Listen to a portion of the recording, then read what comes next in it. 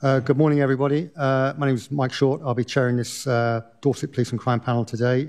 We've got a busy schedule. We've got the precept hearing first, followed by confirmatory hearing for the new Chief Constable, and then followed by the Q3 report from the PCC as an update on his police and crime plan. But before we start the actual items on the agenda, I'd like to hand over to the PCC for a statement. Thank you. Chair, thank you. Thank you for the opportunity to address the panel and the members of the public watching right at the outset of the meeting. I'd like to make a statement about two issues that I feel are of local importance. Firstly, the matter of police misconduct and specifically police-perpetrated violence against women and girls. And secondly, the tragic murder of Tom Roberts. So if I look at the first one, and police misconduct, I and the people of Dorset expect Dorset Police to conduct themselves to the highest standard. We do not expect, as we have seen, the idea of fiddling expenses. Recently there was a theft, a significant theft, and thank God there was a jail sentence involved for that person, or indeed any criminality. And it's a matter of great sadness that the abhorrent actions of a small number of police officers alongside the service's handling of such individuals, continues to dent the public's confidence in UK policing. We forget the great number of police officers who go through doors every day to keep us safe. We forget, we had an instance recently in Dorset where a PC was involved in a fight. He had his leg stamped on. He's in hospital and needing surgery because of that. We forget the good because we have to focus on the bad. And when it comes to police-perpetrated issues, we've seen the conviction of David Carrick, a former Metropolitan Police officer who admitted to 49 sexual offence charges earlier this year.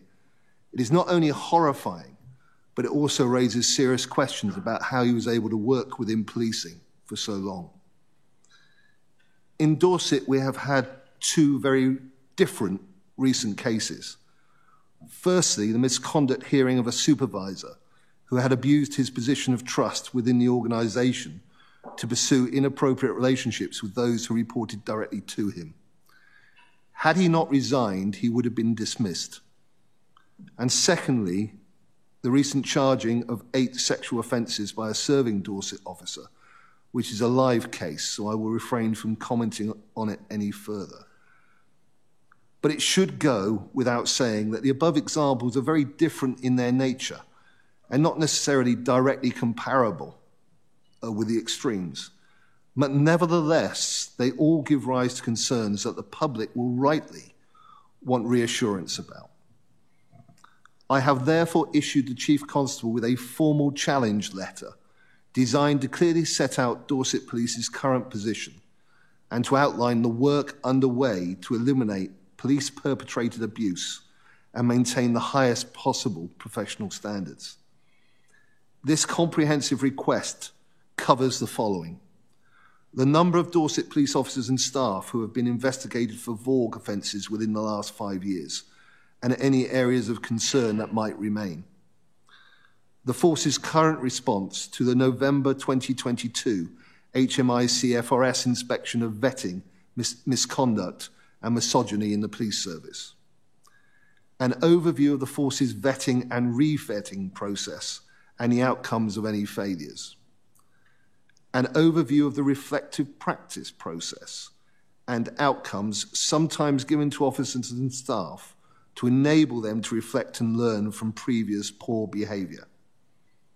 An overview of the force's internal anti-corruption monitoring processes.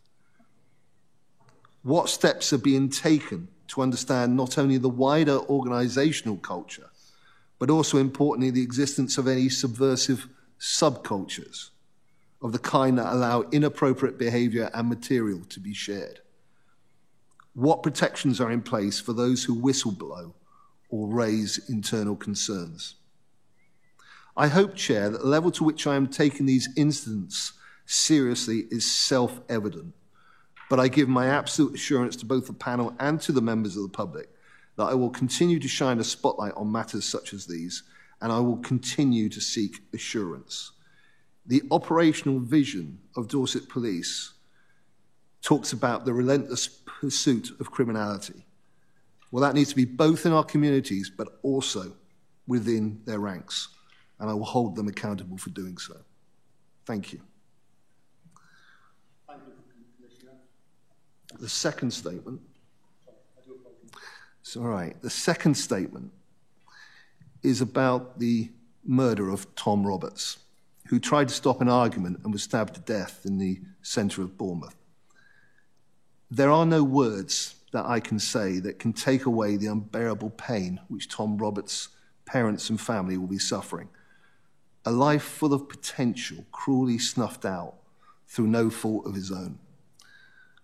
I would like to commend the work of the Major Crime Investigation Team and Chief Inspector Simon Huxter, who led the investigation and rapidly brought the murderer to justice.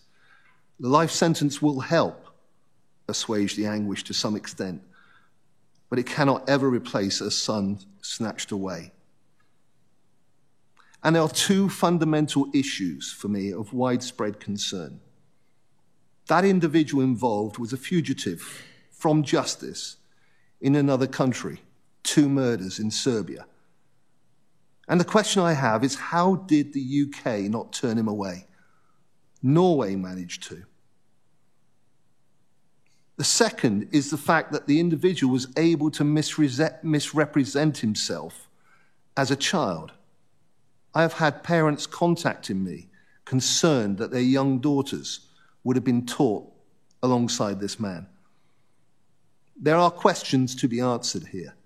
How can we be sure there are no more felons misrepresenting themselves as children? And when will common sense prevail and we rebalance the safety of a community versus the rights of the individual? I am grateful for both the Bournemouth MPs, Conor Burns and Tobias Ellwood, for highlighting these issues, and I endorse their call for a full and wide-ranging investigation. I will be following up on these questions. Thank you.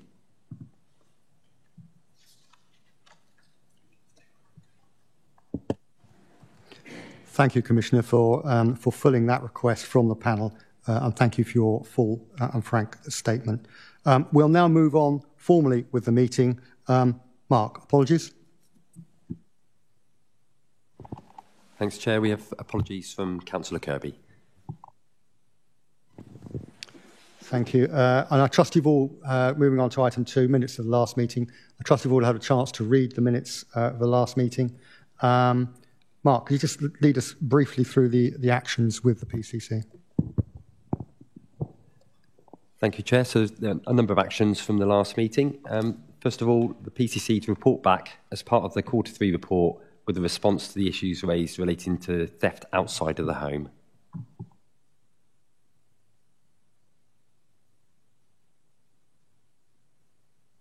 Forgive me. Technology, I love it. Firstly, we've dealt with the actual issue which was raised. We've dealt with that already outside of the meeting. More widely, I'd also like to encourage members of the public to come forward with any concerns about the police response they've received.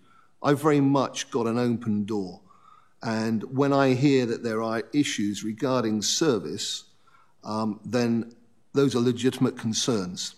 They should be raised, and I'll take every opportunity to bring those to the attention of Dorset Police so that there are opportunities for improvement and make certain they are identified and addressed.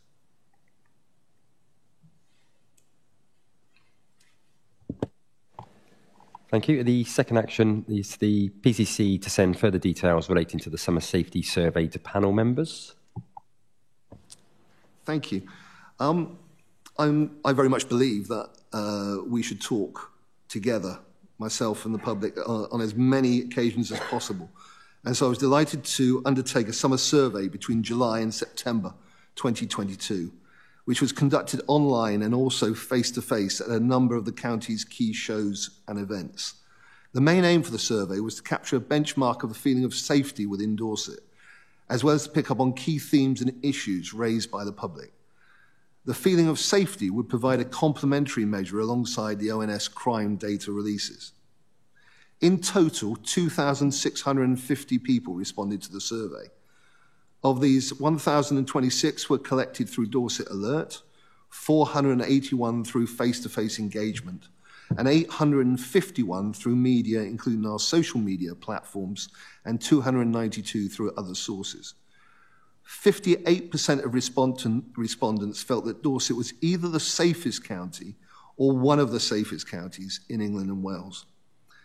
36% felt that Dorset was neither one of the safest nor one of the less safest counties, and only 6% felt that Dorset was one of the less safe or indeed the least safe in England and Wales. When asked what sort of crime most likely affected them in the area that they live, 49% said burglary, 38% said antisocial behaviour, and 17% said drug-related crimes. Participants were also able to provide multiple answers, but the only other area to secure more than 10% was traffic offences at 14%. The majority of respondents chose not to provide any additional comments to the survey, but the main themes of those comments which were made broadly fell into the following categories: noting that the police are underfunded, raising difficulties in contacting the police, praise for the police and the work they undertake, and comments concerning visibility. That's the data. I should say that I was reassured that the answers we were getting fitted with what we're trying to fix through the police and crime plan and the operational vision of Dorset Police. And we will keep on doing this sort of survey in order to make certain that we are on the button. Thank you. Okay, the next action was PCC to report back on the Forces Gold Group findings on 101 and emergency response.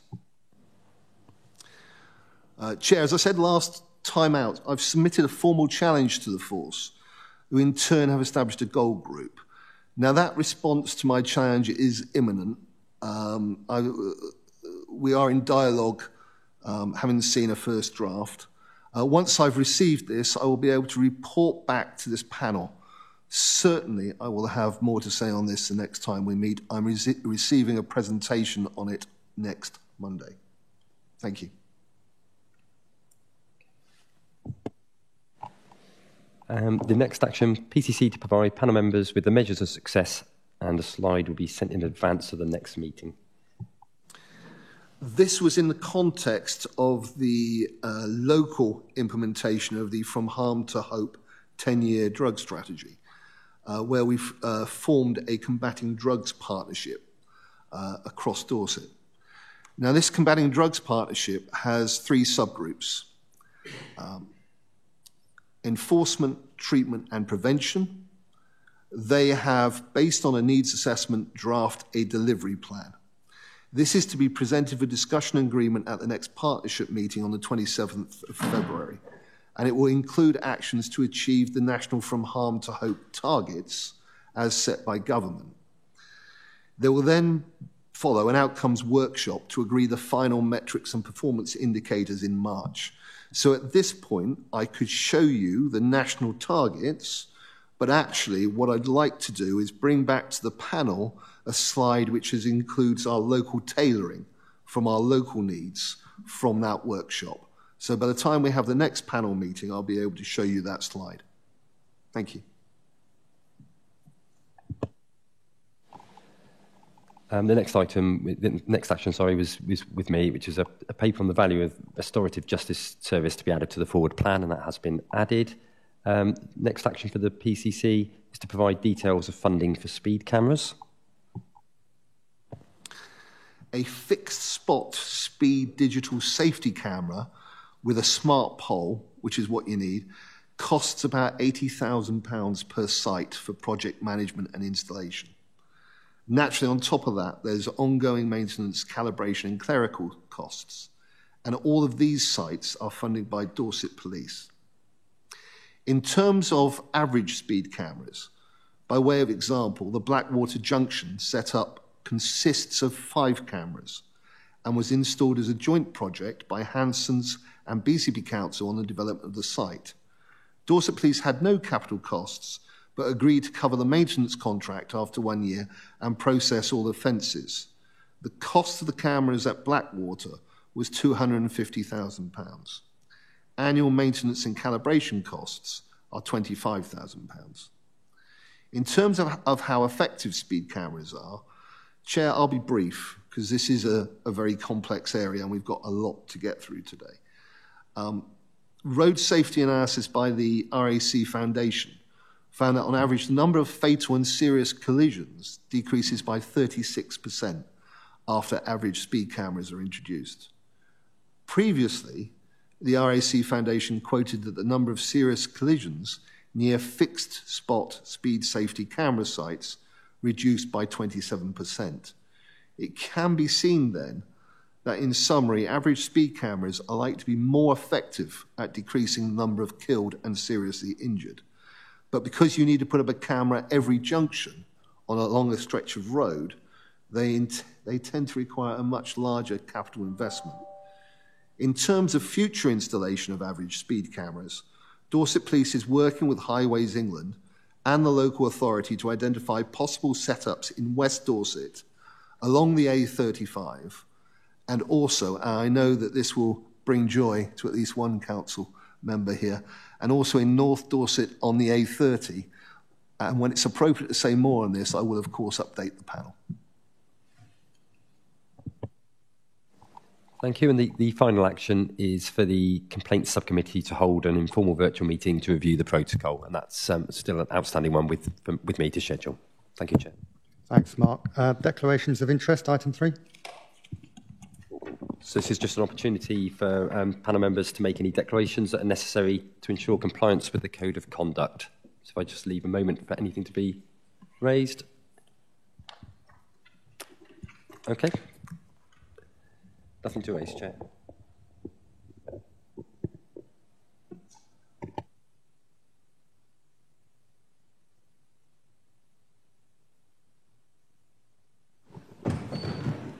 It's not, thank you, Chair. It's not really a declaration. It's just to confirm that because we have the police precept budget item next, that because we all pay, we will have to pay into the precept, that we actually get exemption to actually vote for it. Thank you.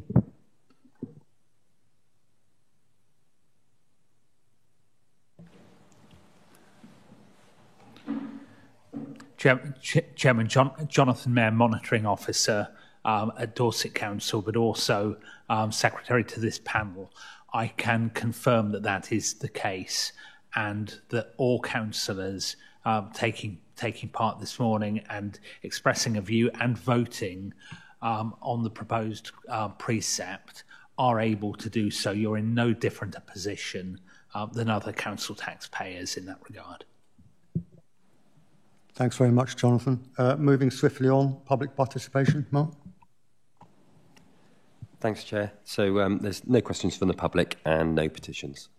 Thank you very much. So moving swiftly on then to item 5, budget precept financial year 2023-2024. And the purpose of this is to receive and consider a PCC's proposed budget requirement and to independently scrutinise its appropriateness. Brief reminder to the public on the powers of the panel. PCC's decision can be, on the precept proposal, can be to support the precept proposal, simple majority, not to support, again, simple majority. However, if the panel wishes to veto the proposal for being too high or too low, it will require 8 actual members, 2/3 of the panel, to vote against the proposed precept. And note, not that this is relevant for this particular meeting, but note only those panel members physically present at the meeting are entitled to vote. I will then ask a question at the end, and I'll cover that question when we get to the end of this actual part of the agenda. Could I ask then, moving swiftly on again, to ask the PCC to present his report? Thank you. What I'd like to do is I'd like to make a couple of framing remarks before we get into it, and then I'll hand over to the Chief Constable. What I'm very clear about is, and I've talked about it before, is that there is a golden thread that links the people of Dorset through their needs, which we find out through surveys and interactions and talking, to the commitments and the priorities in the Police and Crime Plan. And then that becomes the operational vision of Dorset Police. And those are very closely and tightly linked together. And we know that this plan is working. If I can pick on a few examples, Councillor Barrow in Weymouth, we've seen a 50% reduction in Littlemore. I understand that the Esplanade was quieter this summer. Councillor Dove, we've seen a 23.2% decrease, thanks to close partnership working between the police and the local authority in antisocial behaviour in the centre of Bournemouth. Councillor Haynes, you know that because of Operation Relentless, the priority that Dorset Police function under, your recent concerns which you made to me, you know that that is being dealt with rapidly and effectively. And when I come to the more rural areas, Councillor Fry, Councillor Jesperson, and Councillor Kirby, who sadly is not here, you will know that we have made investments in the rural crime team, and that is paying dividends. They are able to take the fight to organised crime in the rural area, and over £1 million worth of stolen goods have been recovered. So this plan is working. Where we find ourselves in is thanks to particularly the inflationary pressures which we are all labouring under. We come to a funding situation. And in order to address that, I've made certain that I've done the three things in every penny count. Firstly, with the force, we have worked tirelessly in order to contain costs and look at cost reduction. I have lobbied extensively with central government about the fact that we have an unfair national funding formula for Dorset. And we come today to the precept, and nobody, least me, wants to increase costs on our people. But because of the inflationary pressures that we've got, I need to ask for the £15, £1.25 per month extra in the precept. And what that will do is that will ensure that what is in place, what is working, what is delivering for the people of Dorset will continue. And it will also allow us to put extra officers in the field above the uplift numbers, adding an extra 15 officers. I'm not going to say any more. That was broad brushstrokes. And there'll be more detail in the questions and the papers which come forward. But the first thing, the first question I have to ask is to the Chief Constable. What is it that you need to keep the people safe? And that is why I have brought Scott Chilton with me here today in order to present what he said to me in his official letter. Thank you.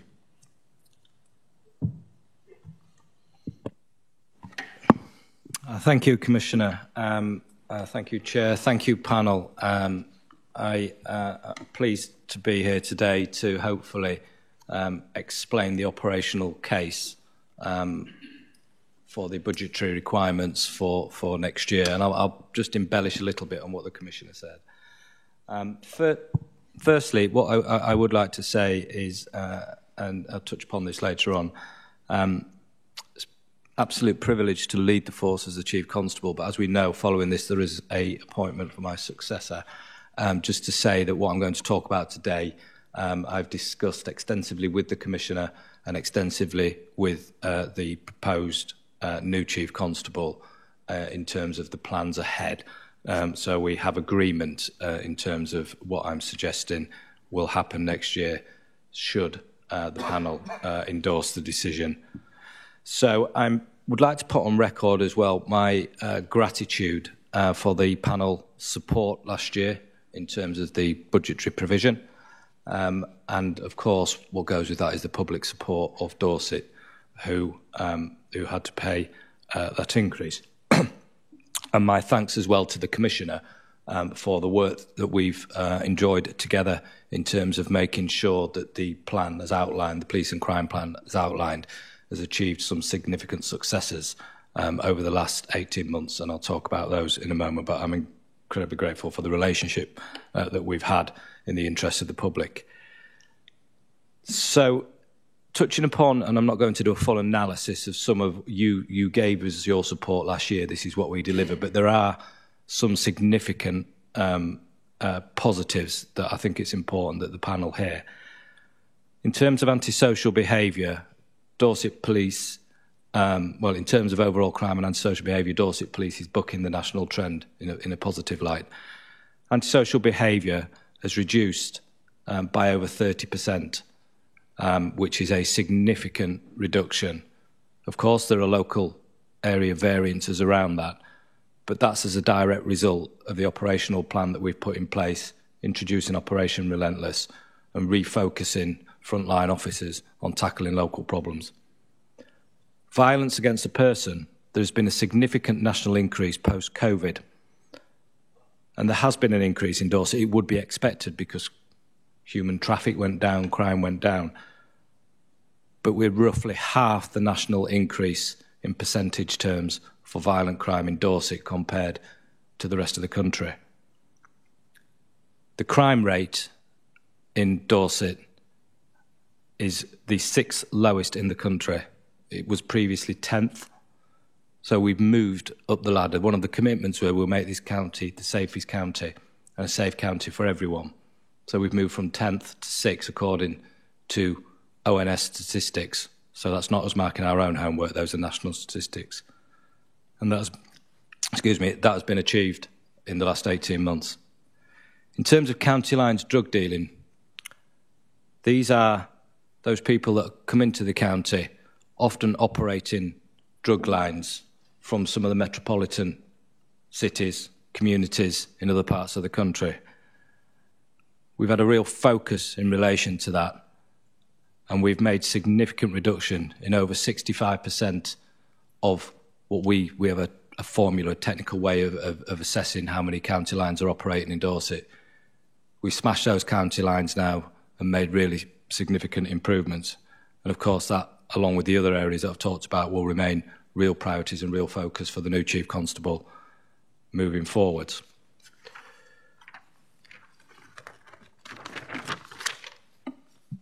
But the reality is we have a significant financial challenge. One that, in my view, feels like it did post the banking crash and austerity. We are not immune to the inflationary pressures that we're all feeling, and these should not be underestimated. And this remains the biggest challenge for Dorset Police to continue that trend of improved service, greater focus on crime, reducing offending, can only be achieved if we have the financial provision to be able to do so. So I set out some headlines which talk about a little bit more, and I know will be covered by the Treasurer. But those inflationary pressures have required us to already undertake an extensive cost efficiency programme to reduce the ask today. So we've already identified over £4 million worth of savings that will be achieved.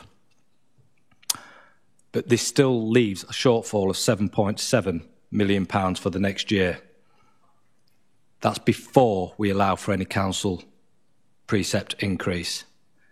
So even with a £15 increase, the force still has to save a further £3.3 million. So in effect, £7.3 million savings from where we were last year. That is significant savings and a significant challenge for us to be able to not just protect those frontline services, but just continue to make the improvements that we've made. And that absolutely is the key mission here. So we have undertaken that forensic examination of force expenditure, and I have implemented some significant stringent additional control measures through an efficiency board led by the Chief Finance Officer, my Deputy Chief Constable, under my watch. And we've identified some significant savings in relation to contracts, in relation to the delivery of some of the enabling functions for frontline services. And these allow us, as we move forward into the next financial year post-April, to take those savings out. And of course, it isn't all negative. We have had significant increase in national uplift of police officers. And we've been successful in achieving that target to date, which has allowed me to deploy the resources into the right areas, with the right brief, with the right structure, with the right focus, to make the sort of improvements that we've made for our public over the last 18 months. And those do include not just those urban areas, tackling the drug dealers, tackling antisocial behaviour, but the significant investment we've made in our rural communities, making sure that we're better connected through strengthening our local policing in those areas. But, as I said, the financial pressures and the inflationary pressures are significant. The Commissioner alluded to a poorly funded force. According to national reckoning through HMIC and the Home Office, under the current funding formula, Dorset are the 42nd out of 43 forces in terms of funding. We do not receive additional funding from other areas that have provided for forces with different challenges. So what we get is what we get, and we have to make the best of it.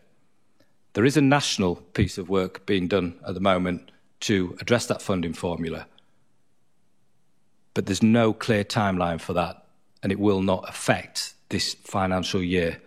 It will need to be considered, negotiated and implemented at a point in the future, despite the urgency I feel it is required for Dorset.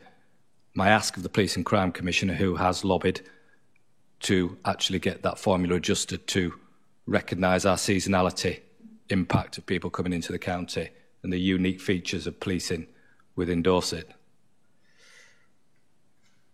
But the force has introduced, over the last 3 years, 166 additional police officers, and they have been put on the front line, and that's why we see the results that we have. But the high inflation in interest rates and pay awards have added to that pressure that I talked about, and practically all of the increase that we're talking about here is due to those additional financial pressures that globally we're feeling. So, way of example, just to bring that to life, the impact on our gas, electricity and our PFA contracts for some of our buildings have increased in this coming year by £2.5 million. It's nothing we can control. The nationally agreed pay awards that manage centrally for officers and staff have increased our costs by £5.5 million. So a precept increase of £15 and a further £3.3 million of cost saving will enable us to deliver a balanced budget in the coming year, along with our ensuring that our cost savings plan of £4 million is achieved. So how are we actually going to close that gap is a question that you would quite rightfully ask. And this is the biggest challenge for the new Chief Constable. We're already well underway in establishing the processes around that. And one of the things that I've immediately done is put a temporary pause on police staff recruitment until we understand how we actually manage that issue, protecting those frontline officers, the frontline service, which I add is achievable if supported by the council precept of £15, increase of £15. So there is no non-essential spend, and there are issues being looked at in terms of extending the lives of our capital assets so that we don't have to reinvest in some areas that previously we would have done.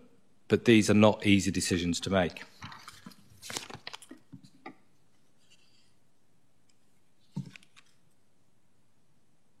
So in terms of the numbers that we talk about, that isn't just the maintenance of numbers. Policing has continuously recruited people, but at levels like it's never seen. There are people coming out of the training environment at the moment that are literally hitting the front line as we speak.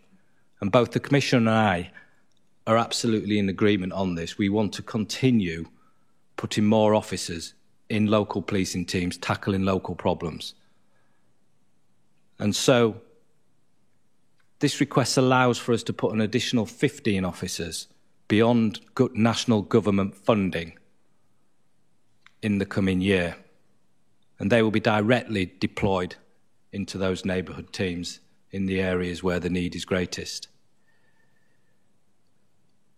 But in terms of where we take the savings from, how we identify the savings and do them, in many respects, the last thing I would ever want to do is not fill vacancies or temporarily suspend recruitment. But there are financial penalties for police officers if I do not recruit police officers that are beyond my control. If I do not identify those police officers that are nationally funded and recruit them, then there are financial penalties that make our situation worse. So what we've undertaken already, not just putting in new processes to look at those particular posts, we already have undertaken a forensic look at where our resources are deployed, how effectively we can manage things like demand into the contact centre, how we reduce the need to speak to people, how we use technology in a different way. And there are a number of plans well in train that will hopefully mean that we've got the forensic data that we need to be able to make the informed decisions around where there is least impact on the police and crime plan. So the risks of not increasing the precept and addressing that shortfall are significant. The ability of the Chief Constable to keep people safe would be at risk. It would mean, if you look at it in headline terms, by not supporting this, a reduction of 95 officers or the loss of a further 126 police staff posts. The force would be unable to continue in its investments to deliver the ambitious plans that I've outlined and will need to withdraw from some frontline services that are currently being delivered. And of course, it would limit our ability to innovate and develop as a service. I deliberately haven't spoken about the additional pressures on other public sector services that does have an impact on police, where some of their demand can get displaced for police as a service of last resort to pick up the pieces when other organisations are unable to do so. But we shouldn't underestimate the amount of additional demand that policing gets, which isn't crime, that impacts on the ability of my officers to deal with crime, prevent offending, and have that relentless pursuit on criminals. We are working on that, but you can't just flick a switch. When people need us, they call the police. So with the additional 15 officers and the continued recruitment programme that we've got in place, it would bring the number of officers to 1,400 in Dorset. And this will, with the supported increase of £15, absolutely make sure that we continue to drive down neighbourhood crime. It will ensure that we continue with our approach of neighbourhood enforcement team, uniformed officers going through doors, tackling drug dealers, tackling antisocial behaviour head on, making sure that the community see the police take action. It will ensure that we continue to further embed Operation Viper, which is our targeted approach to those people that are dealing drugs to our young people in the county. And we continue to be incredibly effective, both at a local level and a regional level, to make sure that Dorset is a place where you can't come and peddle drugs. And the strength in our response to rural policing.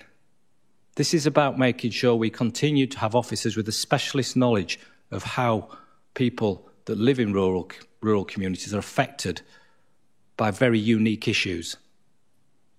We've already made significant investments, but I know that the Commissioner, along with the new Chief Constable, are looking at how they further strengthen that with the additional investment in officers and using the data and the forensic understanding and analysis that we've undertaken recently.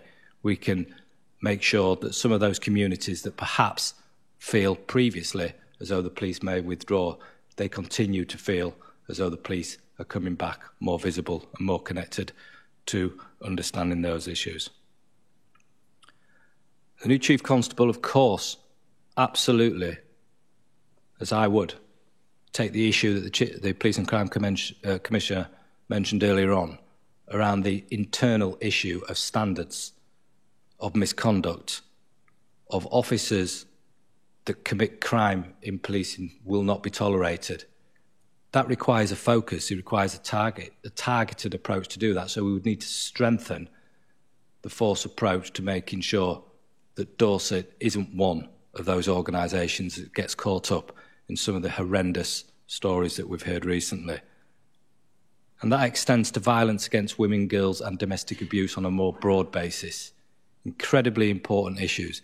Withdrawing service provision in those areas would be catastrophic.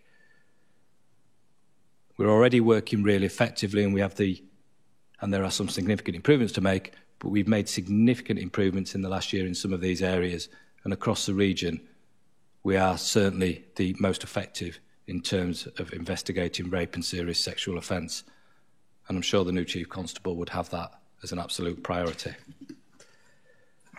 And of course there are many other areas which now would be too detailed to go into, but we put investment in the last year that we want to continue with through restructuring the force and the refocus. And this includes our approach to tackling serious and organised crime, which is often under the radar, people don't see it. Also about online sex offending, particularly where young children are targeted by adults. Making sure that we continue with our Safer Roads programme to reduce the number of people that are killed and seriously injured. And continuing to improve our service to 101 and the speed of which people get a response from the force and get the information that they need, and managing that demand in a proportionate and sensible and informed way, I know is important for the public as well as the police. So in conclusion, I would like to thank the Police and Crime Panel and the public for that ongoing support. I know that ever since I have been in office, I have been working closely with the Commissioner to make sure that every penny that we've got can be accounted for and it's used wisely in the areas according to the Police and Crime Plan and according to protecting the public. I would hope that you would see the improvements that we've made. You supported us previously. I believe we delivered. It's important that the new Chief Constable has the tools and the means to be able to continue those further improvements moving forward. With the savings that we've made of £4 million identified already,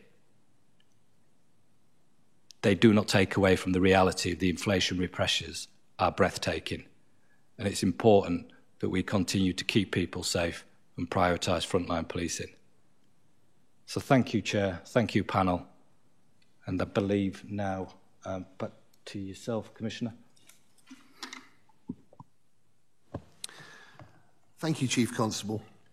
And thank you for your very direct and blunt letter, which is what I have always valued in our relationship, the ability to be direct with each other. I'm very clear that we are not going to compromise the police and crime plan that's working, and we need absolutely to keep the uplift. And so how we're going to do it, I'm now going to hand over to Julie, my treasurer, who will take us through the financial paper around this whole area. Thank you. Thank you, Commissioner. As the Chief Constable outlined, the economic backdrop to this budget is particularly challenging and a very different place to where we were this time last year as we were reporting to the panel. Since February, inflation has hit a 41-year high late last year, and although it has fallen back slightly, it still stands at 10.5%. Energy costs have rocketed to the extent that we now have government support to every single household in the country. Interest rates have risen from 0.25% in February to 3.5% and are expected to rise further still later today. All of these factors have impacted on all aspects of society, and policing is no different. The funding for policing comes from two main sources: government and council tax precept. Government grant is announced through the financial settlement, and at the time of writing the report, we only had the provisional settlement, which was announced in December. But this was confirmed on Tuesday as final with no changes. So everything contained in the report has now been confirmed. The government grant has been confirmed at the same levels that were set out in the spending review, which was published in the autumn of 2021, before all of the significant increases in inflation that we've seen, with two exceptions: the inclusion of the grant towards the costs of the 2022-23 pay award, which was in addition to that assumed in the spending review, and so therefore in our grant. And also the removal of the grant funding for the adult social care levy, which was removed from being paid in November last year. The only other change that was announced at the provisional settlement was the increase in the council tax referendum limits from £10 to £15 per year. The main surprise as part of the settlement was the increase in the amount of grant that is ring-fenced and will only be paid if the number of police officers is maintained at the final uplift level. This doubled compared to the 22-23 amount of grant that was ring-fenced. So the penalty for not achieving those officer numbers is significantly increased. In terms of council tax, the tax base, which is the number of Band D equivalent properties across the county that pay council tax, across both council areas, increased by 1.3%, which was slightly lower than we had previously forecast. The pandemic had a significant impact on that tax base, and whilst it is recovering at a slower pace than we originally anticipated. It is easy to say, well, what if the pandemic hadn't happened? But if we had seen an average increase in that tax base over that time period, instead of the drops and increases we have seen, the tax base would be around 4,300 properties higher, which would generate an additional £1.1 million without increasing any charges at all. The Chief Constable has already outlined the pressures on the budget, so I won't go into that in more detail. But Appendix 1 of the report sets out the detailed budget, taking into account all of those pressures and the proposed savings in order to present a balanced budget. Appendix 2 also sets out the capital programme, which has been reviewed and challenged with budget holders through the Capital Strategy Group. Taking all of those pressures and savings into account, the Commissioner is therefore proposing a precept increase of £15 per year for the Band D property, equivalent to a 5.6% increase. Section 8 of the report sets out what the future year's position might look like based on a number of key assumptions. The central case shows that there is still a gap of £1.4 million in 24-25, but if that is resolved with permanent savings, which the force will be working towards, that leaves very small, either a small surplus in 25-26 or small gap in 26-27. So this is the worst year, looking at our medium-term financial forecast going forward, if those assumptions hold true. The report also sets out best case and worst case scenarios by adjusting just those key assumptions, so looking at pay award, tax base, council tax increases, government grant increases. And it shows how that position might vary. There are two key areas which I haven't factored into those scenarios because we don't yet have enough information. That's any outcome from the formula funding review, which has already been mentioned, and also any changes arising from premiums on empty properties and second homes as a result of the Levelling Up and Regeneration Bill that is proposed. As the Chief Finance Officer for the Police and Crime Commissioner, there are two areas where I have a statutory duty to make a statement to the Commissioner. These are on the adequacy of reserves and on the robustness of the budget. These are set out in sections 9 and 10 of the budget report for the panel's information, but I'm able to confirm that I can provide positive assurances on both aspects, both in terms of reserves and the robustness of the budget. I think that's all I've got to say at this point. Back to you. Thank you, Julie. And obviously the panel have a extensive paper which they will have reviewed. The other important thing, and although it isn't mandatory for a police and crime commissioner to do it, is to engage with the public about the precept and to actually have a survey. And I think it's important that we go through that as well to see what the people of Dorset actually think of the proposal, which I'm putting to you today. So I'm going to ask my Chief of Operations, Adam Harold, if he'd like to take us through the survey data.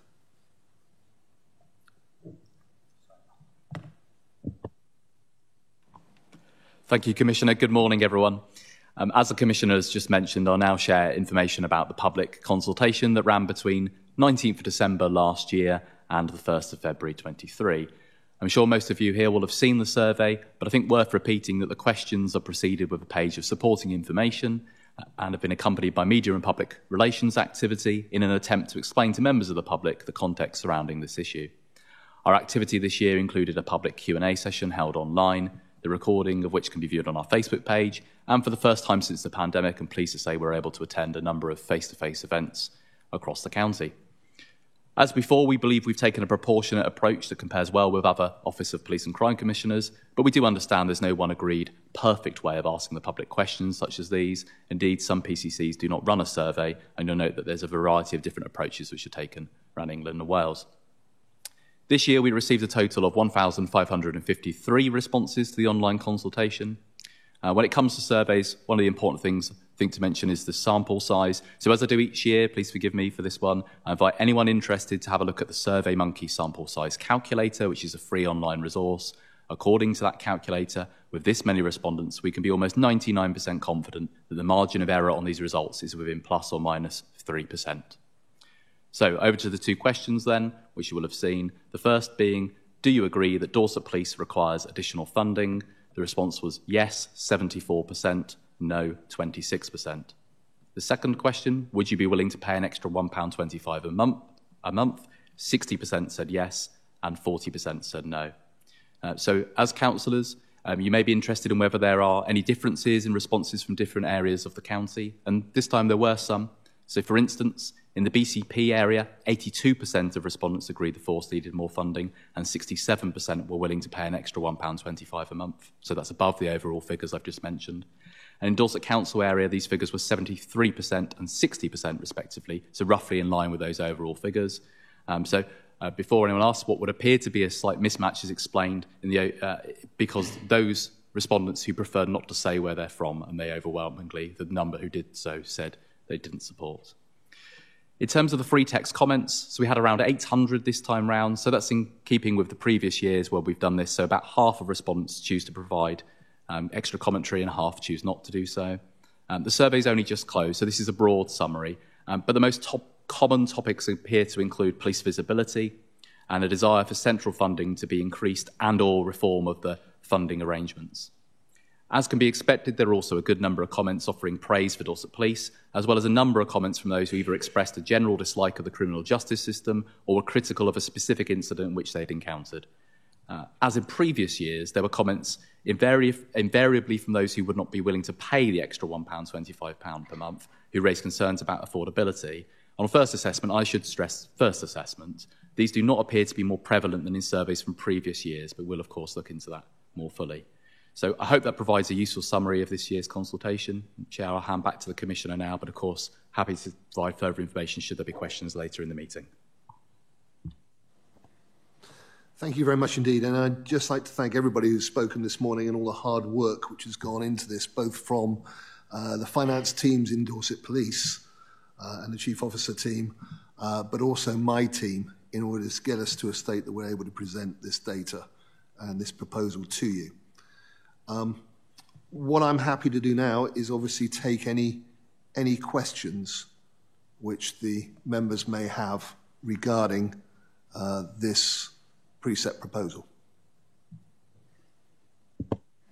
Thanks very much, Commissioner, and thank you to you, the Chief Constable, and the members of your team today for a full and frank presentation on the financial constraints that Dorset Police are currently operating under. We do have a series of questions that I'd like to kick off, if I don't mind. If you don't mind, it is generally accepted that funding across all public services is tight this year. What choices did you take, or more importantly, discard, in conjunction with the Chief Constable in order to ensure a balanced budget? Thank you, Chair. This has been an incredibly difficult year, and it's required some really tough decisions to be made. You've heard that the force have set out their plan to deliver the 3.2 million savings required to balance on the budget on top of the 3.5 million of efficiency savings that they've already identified. In order to adopt this as a solution going forward, the main alternative option considered involved reducing the number of officers and not maintaining uplift numbers. Given that one of the key issues for the people of Dorset when I was a candidate was about visibility, connectivity and engagement of their police, and given that a key factor in that is the numbers involved, this was very quickly discounted due to the significant effect on frontline policing and indeed the community as a whole. The main items that have been considered and not included within the budget relate to growth bids for additional staff within the Information Management Department, People Department and the Chief Officer team. This ensured that growth bids were kept to the minimum required. Achieving the savings required in this budget will be challenging. We looked at absolutely everything before we came to the conclusions that we did. But increasing the savings target in order to propose a lower precept would undoubtedly have a detrimental effect on the services to the public and compromise the delivery of the policing crime plan, which we know is delivering. I hope that helps. Thank you very much. Could I ask Councillor Jesperson, please? Thank you, Mr. Chairman. Councillor Sherry Jesperson, Hillforts and Upper Clarence Ward, Dorset Council. Many people in Dorset are feeling the effects of inflation on their household budgets. And 40% of the respondents to the online survey could not endorse the proposed £15 increase to the precept. So could I ask the Commissioner, on top of what you've written already in the report, what message do you have for the people of Dorset who may have difficulty paying this extra uplift? Thank you. Thank you. Asking for this is one of the last things that I would want to do. I do absolutely appreciate that for some people this increase will cause difficulties, particularly combined with the increases of other precepting bodies. And I really don't make this decision lightly. But it is absolutely essential to have any chance of maintaining the good progress we have made in keeping people safe. You've seen the numbers from the Chief Constable. Some of those are in really serious areas which affect the lives of people in ways that we can't imagine. For example, the organised crime numbers and the drug dealing. So we really need this to keep the people safe. It is also worth remembering that although we quote Band D charges, over half of the properties in Dorset are actually Band C or below, and will therefore have a proportionately lower increase than the £1.25, ranging from £1.11 per month for Band C to 83p per month for a Band A property. I also know that for those who are struggling, there are organisations that are there to help. And what I would say is please speak to your council to make sure you're getting the support you may be entitled to. As the report sets out, additional funding has been provided to councils to provide more support. And also Citizens Advice can also provide advice and guidance. And the other thing that I'll say to those people, I absolutely understand the difficulties. What I want to reassure them about is we are intent on two things. We are intent on preserving the plan and the delivery, but we're also intent on looking at the costs in Dorset Police as outlined to make certain that we make every penny count. I hope that helps. It's not a place I wanted to be in, but it's where we are. Thank you. Councillor Barrow. Thank you, Chair. You've very eloquently described your difficult financial situation, so we fully understand that. But obviously our residents are also in an incredibly difficult financial situation, and you obviously made it clear that you are obviously proposing this reluctantly. But the council, I've got to say, residents now, when we knock on their doors or speak to them, the size of the council tax bill is becoming a very significant issue. And it's a real problem. And you've gone through the national funding being so low, and that doesn't appear to be going to change anytime soon. And therefore, it looks like we're going to have continual pressure to keep raising council tax by the amount that the government recommend. So the question is there anything that can be done going forward to actually keep the council tax increases as low as possible? And are we always going to be putting it up by whatever the government suggests?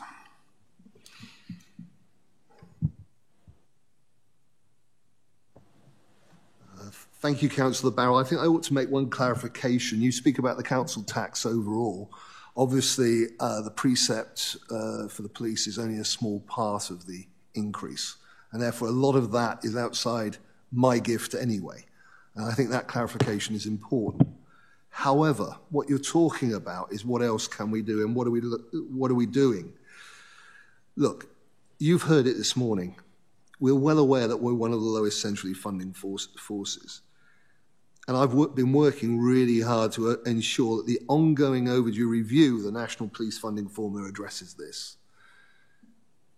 I made a phone call yesterday to the PCC, who is in charge of our lobbying around the National Funding Formula. The gentleman who is in charge of our financial portfolio, Roger Hurst, who's the PCC for Essex and has been doing it for a number of years. I've previously updated members on the issues of seasonality and sparsity. Today, this morning, there is a meeting of the technical group around the National Funding Formula at 10 o'clock, which I would have been at, but this is kind of where my priorities lie today. Roger tells me that at that meeting, the Home Office will confirm that seasonality and sparsity are going to be part of the National Funding Formula review going forward. And I am so pleased that our lobbying has now paid off. I have also made some trenchant comments to them and to the Home Office directly about the issue of drugs and the fact that we have the 9th highest usage of crack cocaine and heroin. It remains to be seen whether they will take that into account as well. But that lobbying has paid off, and it will be included in the National Funding Formula. Now, they will be starting the public consultation of that within the next 2 months, is my understanding. But these things are oil tankers, and it will be some time before that National Funding Formula actually comes through and we start getting the benefit of it. Should that happen, then obviously that will help alleviate the burden on local taxpayers, at least from the point of view of the police part of things. Separately, the force is currently working on a number of programs that will look how to transform how it operates. In particular, the work with process evolution will look to better understand and forecast demand, something which I know the panel and I have discussed in the past. It will ensure we have the right people in the right place at the right time. And robotic process automation will streamline processes, making them more efficient and improving services. And the last one is the CDEM program. This is the contact demand engagement management, which will transform how the force engages with the community. So that is looking at, for example, the reporting side of things, which again we've discussed on a number of occasions. These programs will all look to deliver efficiencies and transform how the force operates, but they will take time to deliver. Whilst they are all underway, they weren't sufficiently progressed to build into this budget process. So we'll be looking for those coming forward. You heard from Julie. She mentioned the second home and the fact that's being looked at from the point of view of legislation and further council tax collection. And obviously we hope that comes forth. But it is worth remembering that if the government funding does continue to be significantly below inflation, the ability to balance the budget without increasing the precept and without reducing services is going to become ever more difficult, which I suspect is exactly the same issue that you are facing in Dorset Council, sir. So I hope that's given you some crumbs of comfort. I am really pleased that the seasonality, because we know what an effect that has on the demand for Dorset Police, and the sparsity of our county is finally now starting to be considered by central government in a national funding formula. Thank you very much. Thank you, Commissioner. It's worth noting that your medium-term financial strategy actually does see council tax increase of £10 per annum for the next 4 years. And based on what you've said there, that may or may not change, but that's where you are currently. Is that correct? Thank you. Moving on, Councillor Johnson. Oh, sorry. Thank you, Chair. At PCC, how do you see... Sorry, completely lost my notes there. What financial risks do you see on the horizon, and what strategies have you put in place in order to manage these risks? For example, the assumption of a 2% pay award for 23-24. Thank you, Councillor Johnson. For 2023-24, the biggest risk is the assumptions in the pay award and the level of inflation, those two things. In addition to the 2% pay award and the inflation already built into the individual budgets, we've also put in place an inflation contingency of £0.8 million. Our government grant has been based on an assumed 2% pay award. Therefore, I would be campaigning for additional government support for a pay award above this level.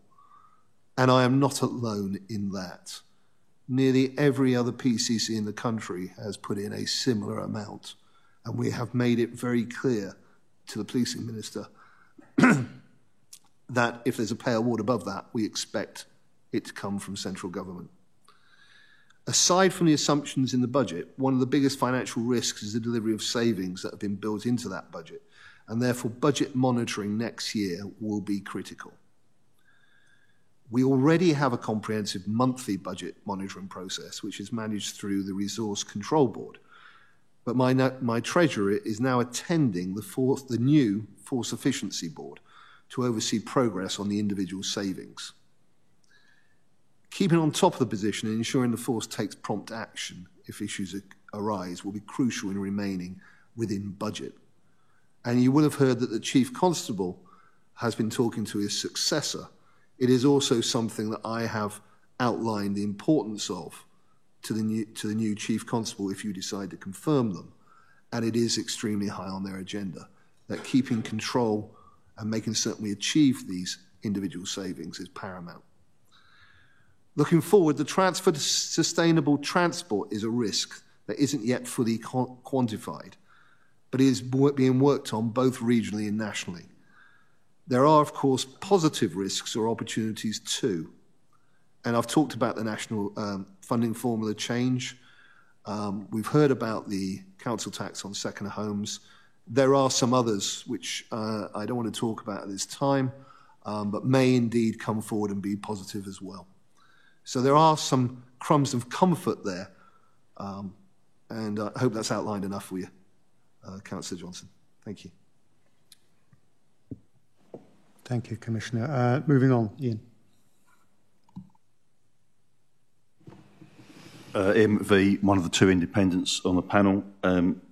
Morning, Commissioner. The panel has been informed over the years that all areas for savings have been maximised.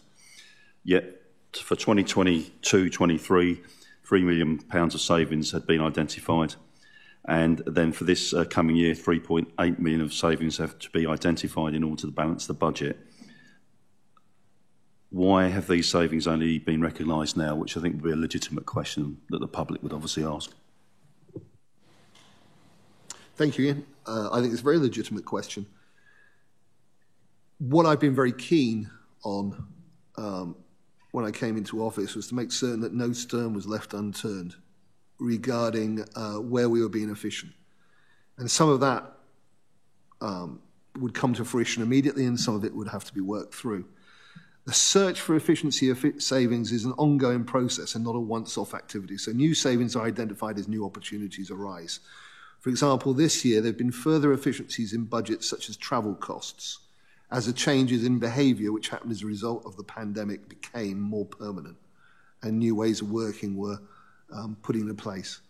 Last year there was more of an expectation that activity would bounce back to pre-pandemic levels. And whilst there's been some, it is not to the extent expected. Efficiencies in procurement can only be realised when contracts come up for renewal. So that's a significant part of this. And vacancies are now being challenged on how to be filled once they arise. The Efficiency Board will add further rigour to the process in order to ensure we are making every penny count going forward. And over this budget build, which, as you will imagine, has been one of the most difficult that we've had, there has been extremely close contact between my office and the financial officers within Dorset Police. I wouldn't say on a daily basis, but certainly weekly, in order to make certain that we get these costs contained and in place.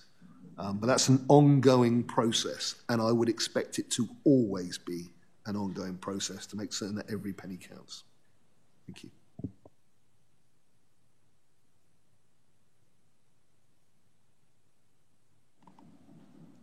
Councillor Howell.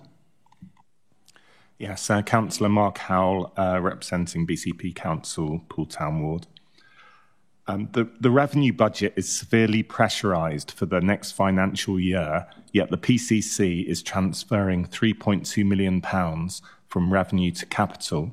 What consideration was taken to increase the in-year scheduled borrowing of £16.4 million for the capital budget in order to relieve pressure on the revenue budget? Thank you, Councillor Howell. Really good question. And this was something that we absolutely considered. My treasurer and the finance team modelled this exact scenario. However, whilst it would relieve the pressure on the 2023-24 budget, in 5 years' time, the revenue cost of that borrowing would have increased to more than the £3.2 million that is the current revenue contribution. Our financial strategy ensures that we look at the longer-term impact of our decisions and not just balancing the next year's budget. So this option wasn't pursued. It would be wrong of me to get a short-term fix and prejudice a long-term need. It did, however, cause us to look at how we reflect on the impact of slippage in the capital programme, something which the Chair will remember we talk on a regular basis about, which has led to the inclusion of the 0.5 million saving in capital financing costs. So in summary, yes, we did look at it, but we're not going to prejudice the future for the now. Thank you. Thank you. I hope people watching managed to hear that with the banging in the background. I think somebody's hopefully gone to stop it.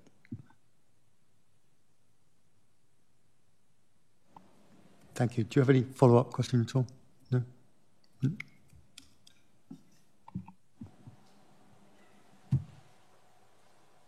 Moving on. Councillor Fry, and I fully appreciate a lot of your question has already been answered, but I think it's worth pursuing it and hammering home from the Commissioner what he is doing in order to rebalance this budget between what we pay and what government provide. Thank you. Thank you, Chair. Les Fry, representing Dorchester West. The majority of this precept uplift has been funded by local taxpayers, 5.3 million, as we've already heard, and has not been provisioned by central government, who are contributing 1.4 million. Indeed, it is reported by the OPCC that this point was raised by the public in the precept survey. What action is the PCC taking in order to rebalance police funding, please? Thank you, Commissioner. I know that I did talk about it a little bit earlier, but I think it's worthwhile just restating it. It is, in my view, grossly unfair that the people of Dorset have to pay more than 50% towards their police and what they do. Other parts of the country have that proportion at 20%. I mentioned the national funding formula. That is the key thing which needs to be changed. I mentioned that we have, thanks to lobbying, and the extent of that lobbying was not just with the policing minister, and we've had 3 during my time as Police and Crime Commissioner, and each one I have lobbied. It was also with the Home Office directly, and I had consultations with the person in the Home Office responsible for the national funding formula to make the case for seasonality and sparsity. I'm a great believer in being able to evidence your assertion. It's not good enough just to say it's not fair. What we have to do is show why it's not fair. And I'm grateful for my office in Dorset Police, who put together an extensive amount of data on the seasonality and sparsity, which we were able to submit. But it needs to go further. And with my colleagues who are also similarly affected, we've also made the case about exactly the point you make, Councillor Fry, of this imbalance between the precept and the national funding formula. And last week, there was a meeting of the police commissioners with the policing minister, where he also stated that the precept and that differential would also be looked at going forward. So I think that's 2 good wins that we've had for Dorset through the lobbying. It has to be stated, this lobbying is not me in isolation. I may be the cheerleader, but we've also had help from our MPs, and we've also had, as a collective, the other PCCs also crying in the same direction. So if you're able to make a good case, it does show that it works. I also want to say something else, actually, because it's not just the national funding formula and the precept which come into play. There are a number of other grants which come out from the Home Office.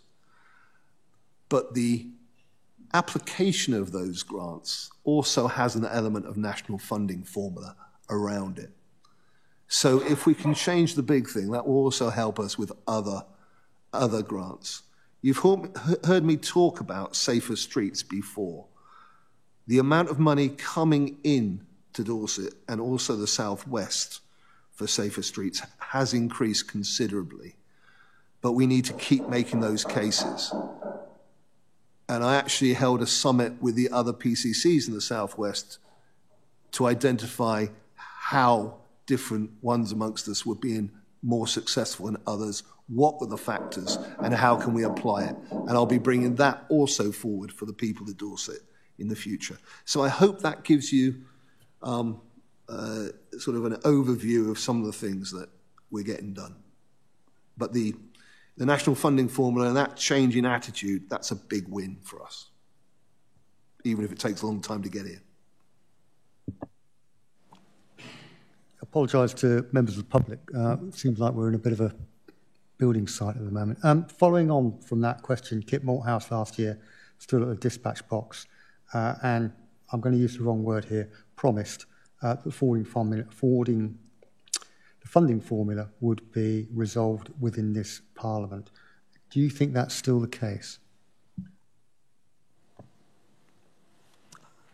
I'm not certain how long the Parliament will actually last. Let's make that point first. From the point of view of it could be May 24, it could be longer. The ambition certainly is to do that. And the fact that they are talking about a public consultation happening in the next couple of months, the first phase of that, going forward. I think that is achievable.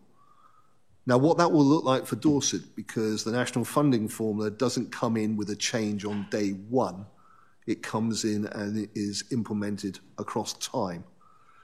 What that will look like for us, we won't know. But I am optimistic the national funding formula will come forward within the life of this Parliament. Thank you for that. Moving on, Councillor Taylor.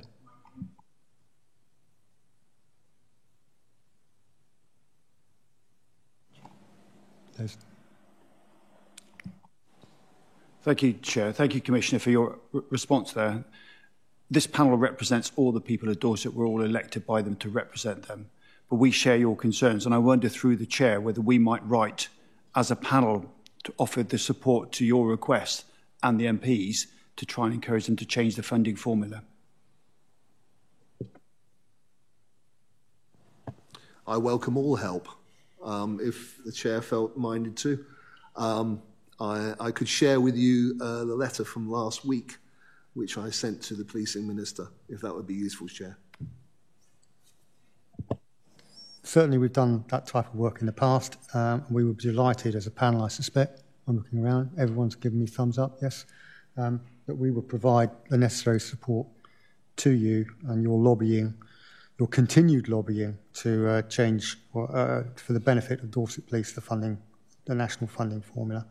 So if we could place an action on, unfortunately, on you, Commissioner, to provide us with your draft of your note, I will formulate something. I will hand it around your staff and the panel for comment before we fire it off.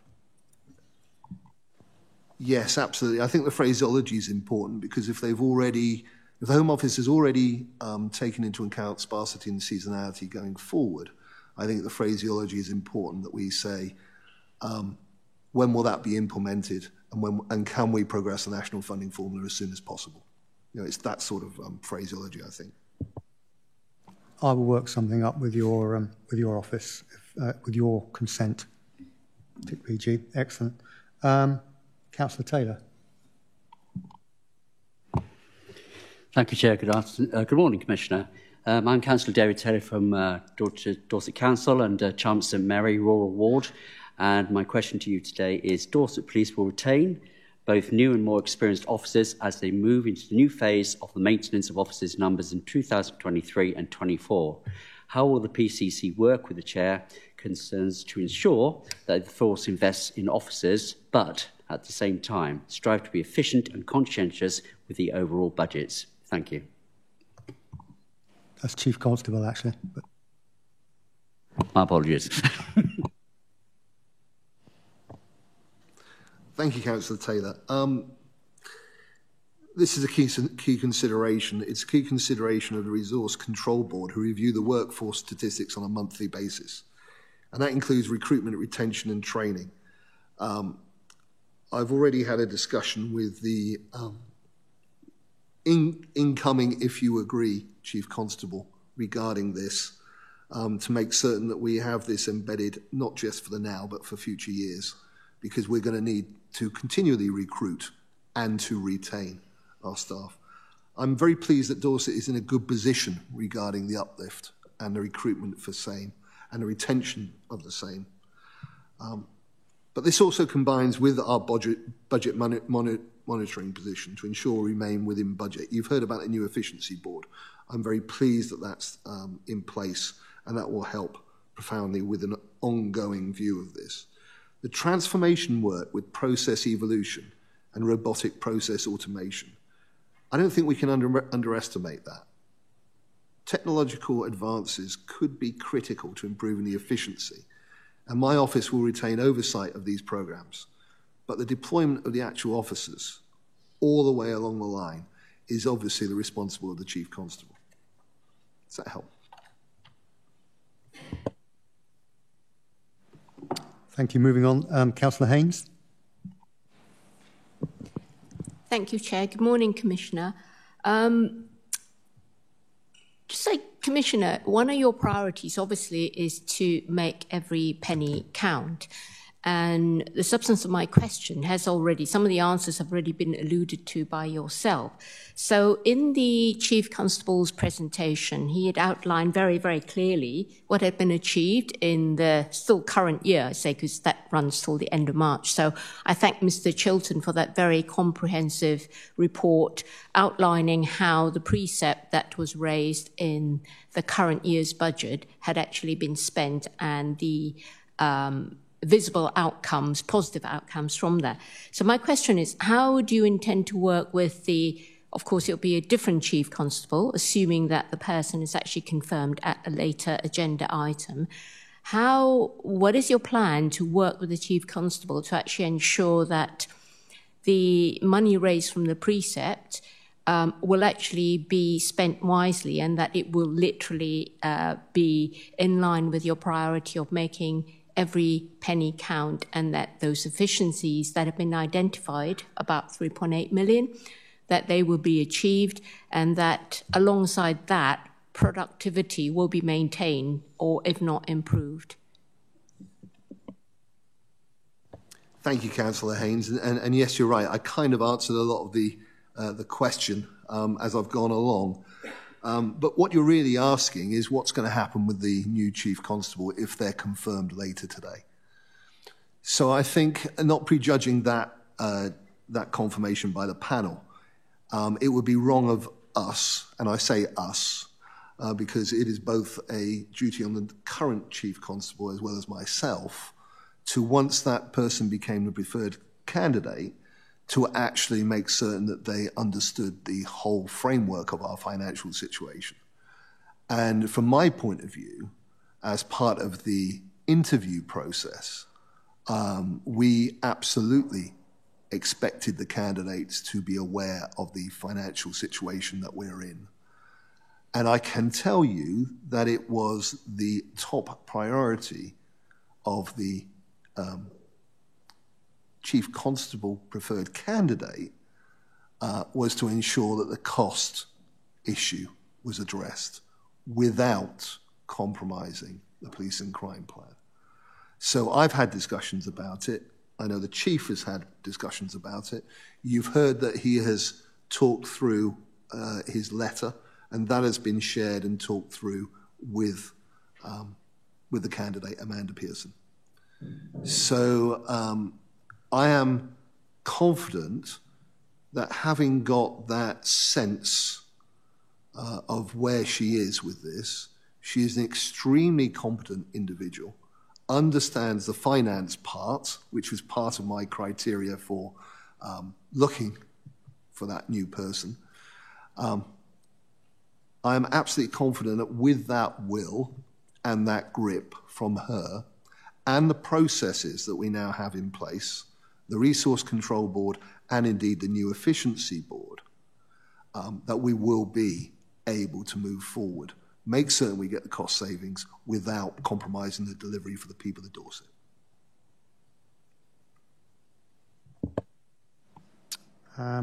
Finally, in this round of questions, Councillor Rigby.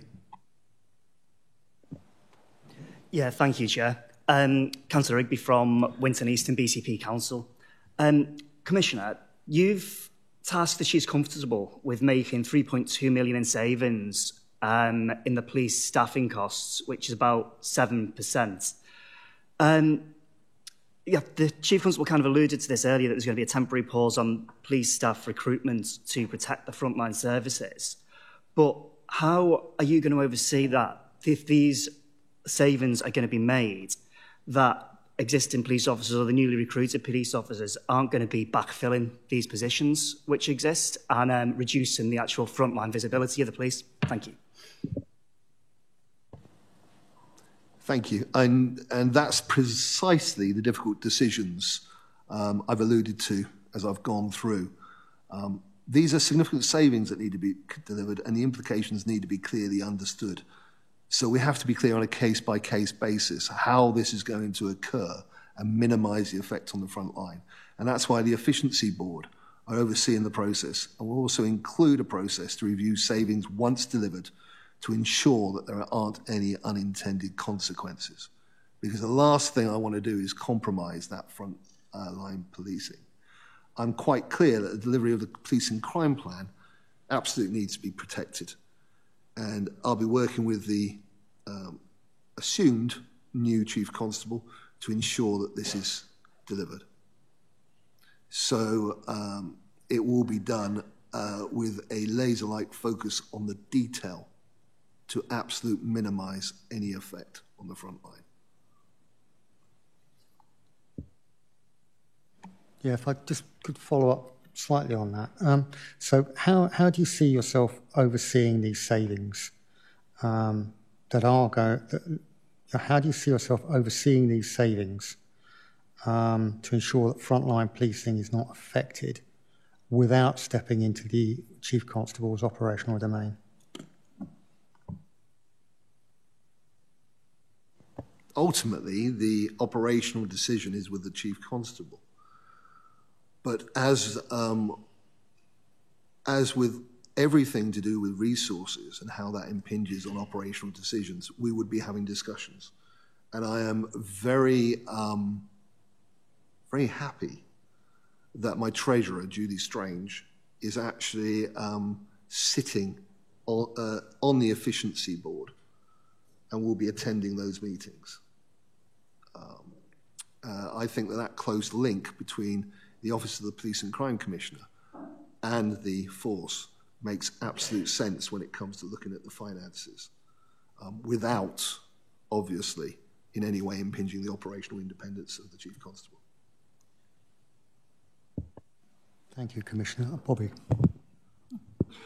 Thank you, Commissioner. It's a bit of a long question, so bear with me, please. Traditionally, any increase in precept has also detailed exact areas as to where the precept will be spent, such as priorities and future growth items. So, for example, in 2017, we saw the increase of a cyber team, for example. And this has allowed us as a scrutiny panel and the public to see exactly where the money has gone and to measure its effectiveness in keeping residents safe. So in short, we've had tangibles to provide measurements of success that a precept increase has brought about. So other than staffing costs and wage bills to counter the current inflation challenges that we all face, how exactly will any increase in precept be spent, including priority items that you have identified or specific growth items? Or is this a precept request where we stand still and ask the public to assist Dorset Police to help ends meet to continue current practices and business as usual? And if this is the case, how can we as a panel measure value for money and ensure that any future scrutiny of this precept increase allows us to ascertain that the additional income has been worked effectively and well utilised, as opposed to being swallowed up within the revenue budget?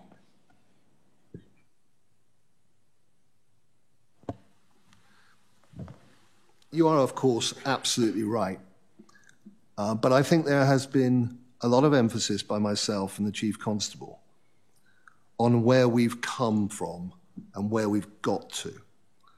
So if you were to take the tangibles which were promised to be delivered in the last precept budget, it is those which we need to continue to drive forward. And that measurement on things like antisocial behaviour, on things like attacking the drug gangs who come to our county, so things like county lines, things like organised crime groups. We said that we would increase the rural crime team and those rural resources and make certain that works. We will continue to do that. So it is those tangibles from last year that we are preserving, that delivery for the people of Dorset. So you can still measure me against those tangibles to check that they're happening. And in addition, we'll have 15 extra officers. So that is the way that we will measure ourselves. And I know that with the panel, you will scrutinise the progress against the plan, which this precept will allow us to continue to deliver. If we were not to have the precept, then all those things would absolutely be compromised.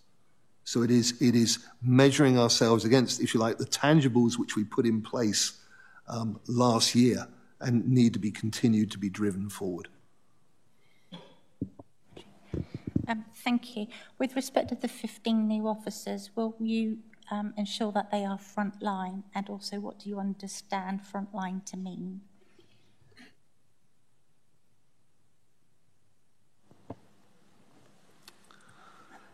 So you will know, Councillor Dove, that actually the dispensation over those 15 officers is not mine to give. That's the operational independence of the Chief Constable. But I would anticipate, and my definition of frontline is it will make a difference to our communities and they will be visible. So I would expect that that would occur in the way that it has in the past, by the Chief Constable taking cognizance of the police and crime plan, of priority 2, of being connected, engaged and visible, and that we would see that coming forward as to where that they were put in place. I'm confident that would occur because, let me cite you one example. We had a conversation about the importance of priority 2. And the Chief Constable beside me, that first tranche of the those who came to Dorset as part of the uplift, 44 out of 50 went directly into our communities and neighbourhoods. I would expect it to be that way again with the new Chief Constable. Thank you very much, Commissioner. I'm looking around at the panel members. Does anybody have any follow-up questions they'd like to ask? No? No, thank you. Commissioner, could I ask you very briefly to summarise everything that's been discussed in order to for the panel to make a decision? Thank you. Thank you, Chair. I think the first thing to say is, and I've said it before, is I don't want to be in this position having to ask for this sort of uplift. But we very much are where we are. And I'm very pleased that we are in a position where what is happening is the police and crime plan is delivering for us here in Dorset. I'm not in a position of having to ask for money to support something which isn't working. We know that we have antisocial behaviour back to pre-pandemic levels. But we need to keep that work going because we know that there will be hotspots. There always will be hotspots which need to be addressed. We know that we are making inroads against those organised crime gangs who are intent on subverting our young people and others with addiction issues. We know that in a way that we haven't done before, we are able to be visible and take the fight in our rural communities. All of that good work cannot be thrown on the scrap heap, and we need to continue it. We know the issues of funding. We've debated it and we've talked about it this morning. And there is light at the end of the tunnel, as we've heard, with the successful lobbying which has happened around the seasonality and sparsity being included in the national funding formula. But we aren't there yet. You've heard from my treasurer that this next year is, if you like, the crunch year. And with that £15, with that £1.25 per month, with that chocolate bar or however you want to frame it a month, we can make certain that Dorset Police continue the good work that they're doing. We can continue with a successful police and crime plan and operational vision. And we can keep the people of Dorset safe. And we can continue the drive to make Dorset the safest county. I commend that £15 to you, and I hope I have your support. Thank you very much. Thank you, Commissioner. I will now ask the formal question of the panel.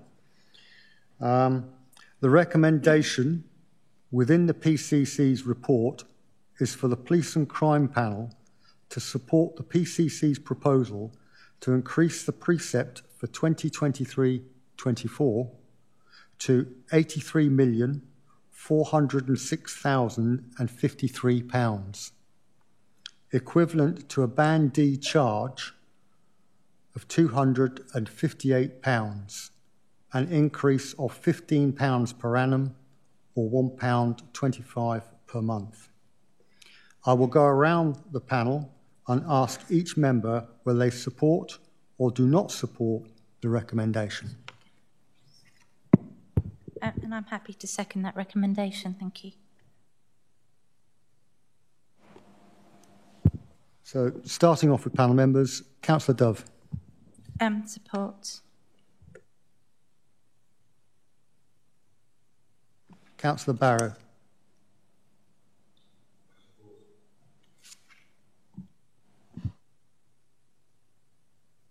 Sorry, that's me. That Councillor Barrow supported the nomination. Moving on to Councillor Fry.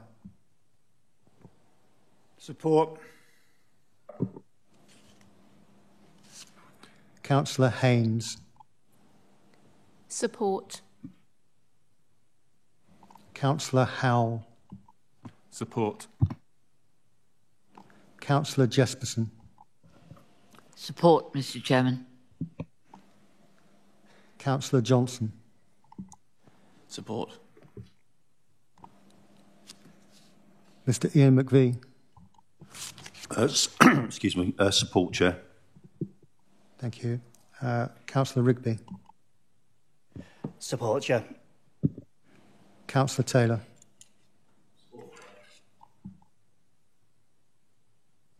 That was a support, yes? Yes, Chair, support.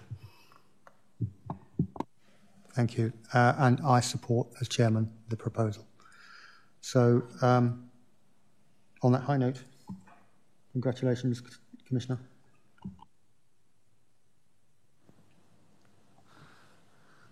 Thank you. Thank you very much indeed.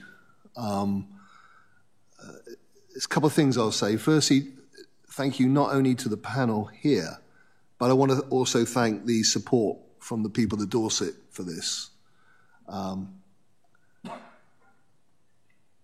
As I say, this is not undertaken lightly. The people of Dorset will know two things, and they will know going forward. One is I am determined to make certain that we carry on with a good delivery around the police and crime plan to make Dorset the safest county. And they'll also know that I will be trenchant and undying and robust in my lobbying around getting funding for Dorset. I'm seeing a chink in the armour, and we're just going to keep on going at that. I'd like to say a couple of other things, if I may, Chair. And I think it's important. One of the, if not the, most critical relationships I have is with the Chief Constable.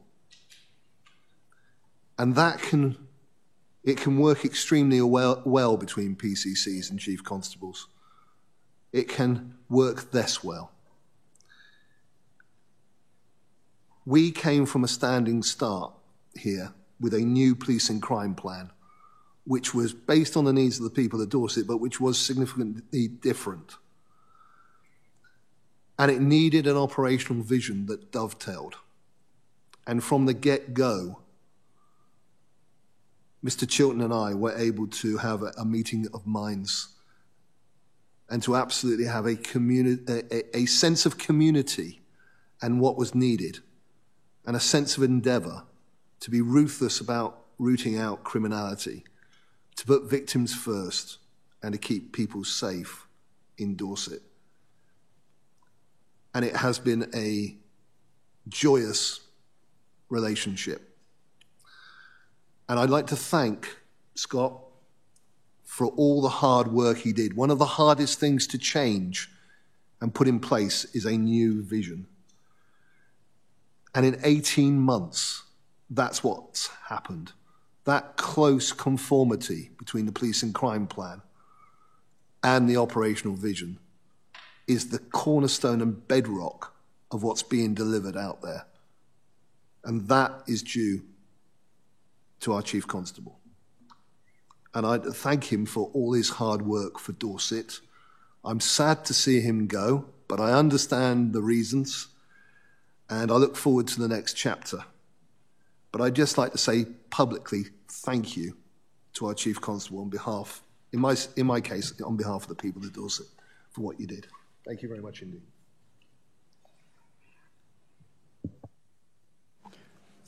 Also, may I take this opportunity on behalf of the panel and on behalf of the people of Dorset as well to thank you, Scott, for all the hard graft that you've put in over the period of time that you've been Chief Constable for Dorset.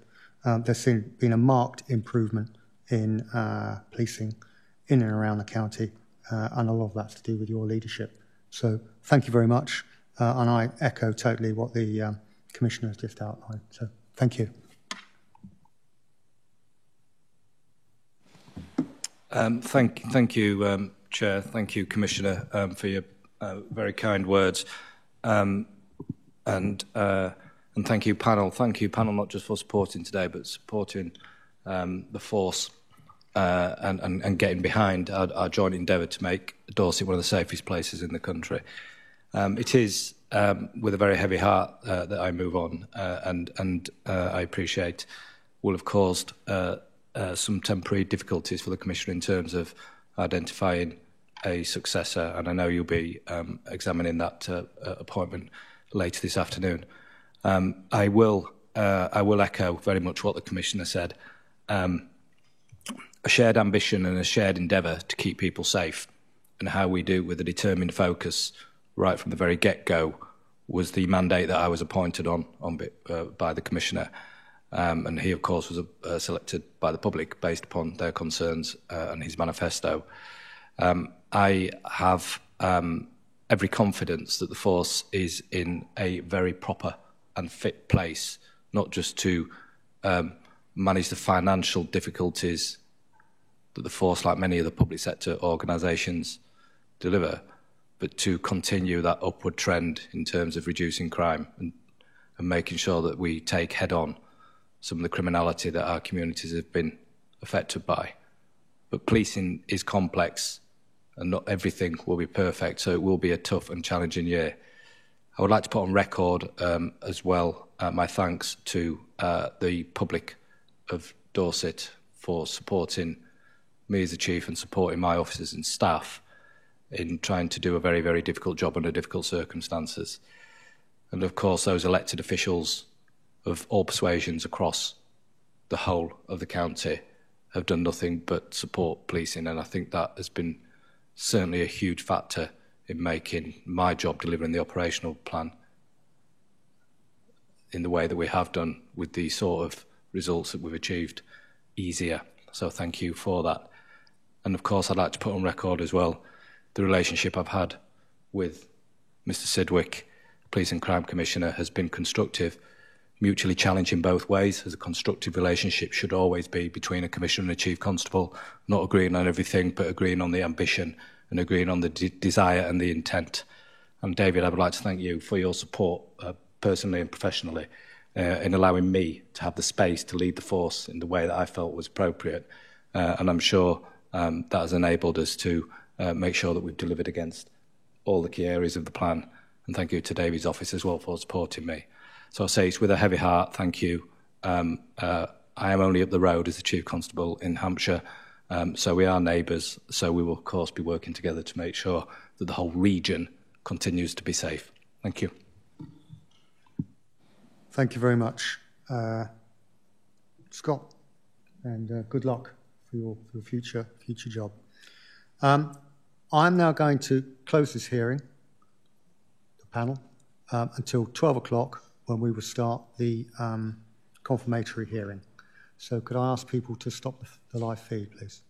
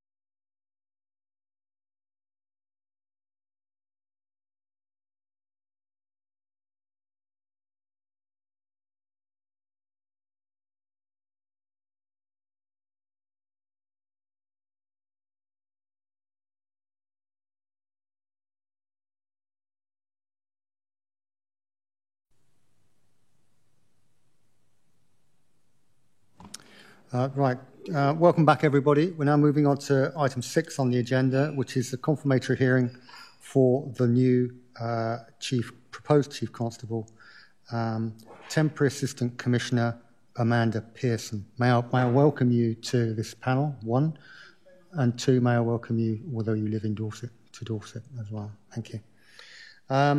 Just so from a public perspective, what I'm going to go through is a brief outline of what the process is, and then I'll hand over to the Commissioner.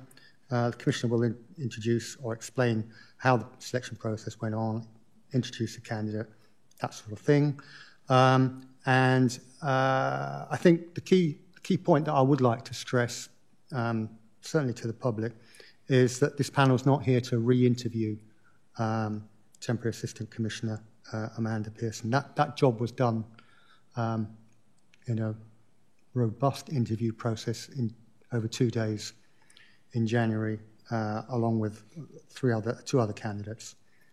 I'm stealing the Commissioner's thunder here. So from a panel's perspective, there are 3 main key themes that we're looking at, really. Does the candidate meet the criteria for the post as set out in the role profile? And we'll be asking the Commissioner that.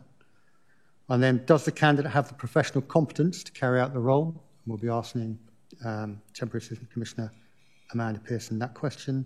And then finally, and the same question to the same candidate, do they have the personal independence to carry out this role? I think it's worth highlighting that the sort of decision-making element from a panel's perspective is we can support, not support, or veto. And if we veto the proposal, it will require 8 members here to vote for a veto. Finally, once the hearing is conducted in public, the confirmatory hearing is completed in public, this panel will go into closed session and do a closed vote on whether the panel supports, doesn't support, etc., the candidate. I'm going to hand over to the Commissioner to take the lead now on this part of the agenda. Thank you. Thank you very much indeed, Chair. So people will know that we weren't anticipating a change to our Chief Constable. And for the reasons already stated, Mr. Chilton decided that he would move to Hampshire following his retirement. That then left me with a challenge, and the challenge very clearly is twofold. One is, we know we have a police and crime plan which is working. We talked about that this morning. I'm not going to go over that ground again.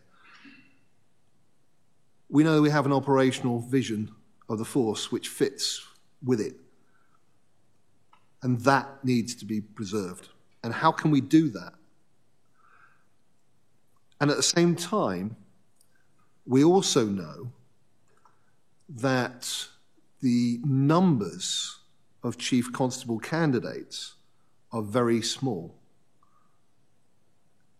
And most processes only have 2 or 3 involved in them, if you're lucky.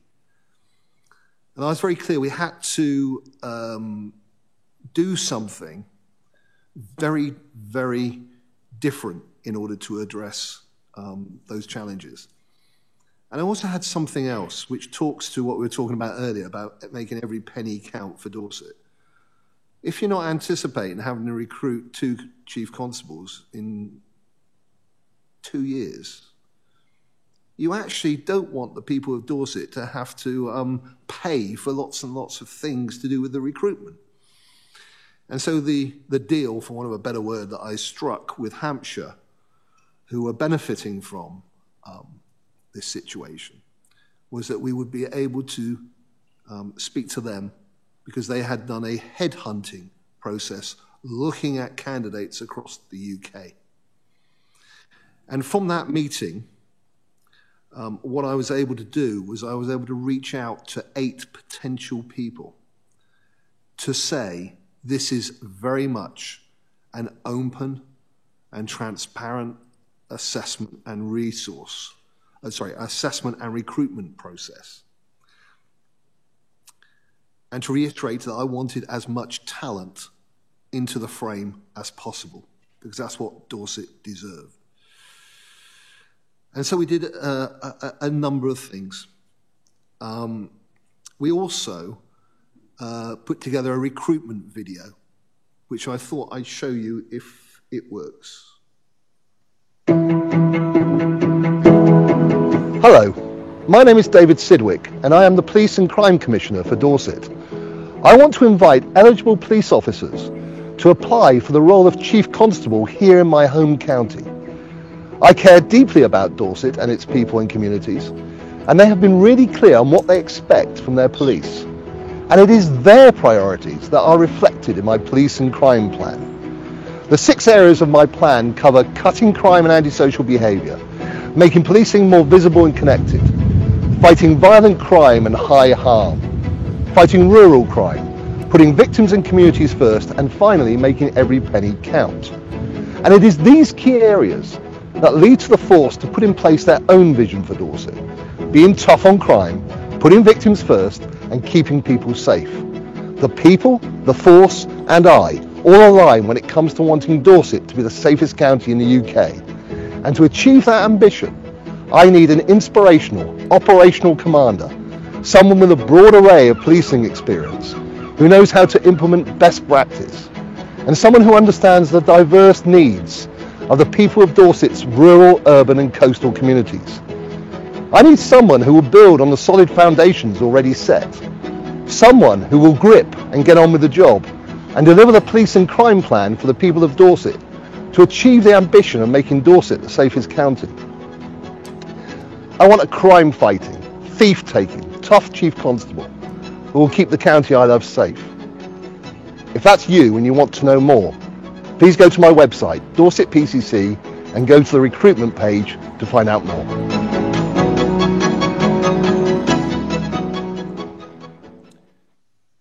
I wanted to be very clear as to what we wanted. I wanted it to be very direct. And I wanted to make no bones about what the plan was and the need to continue with the good work. We were blessed. We had 6 people come forward to form a shortlist.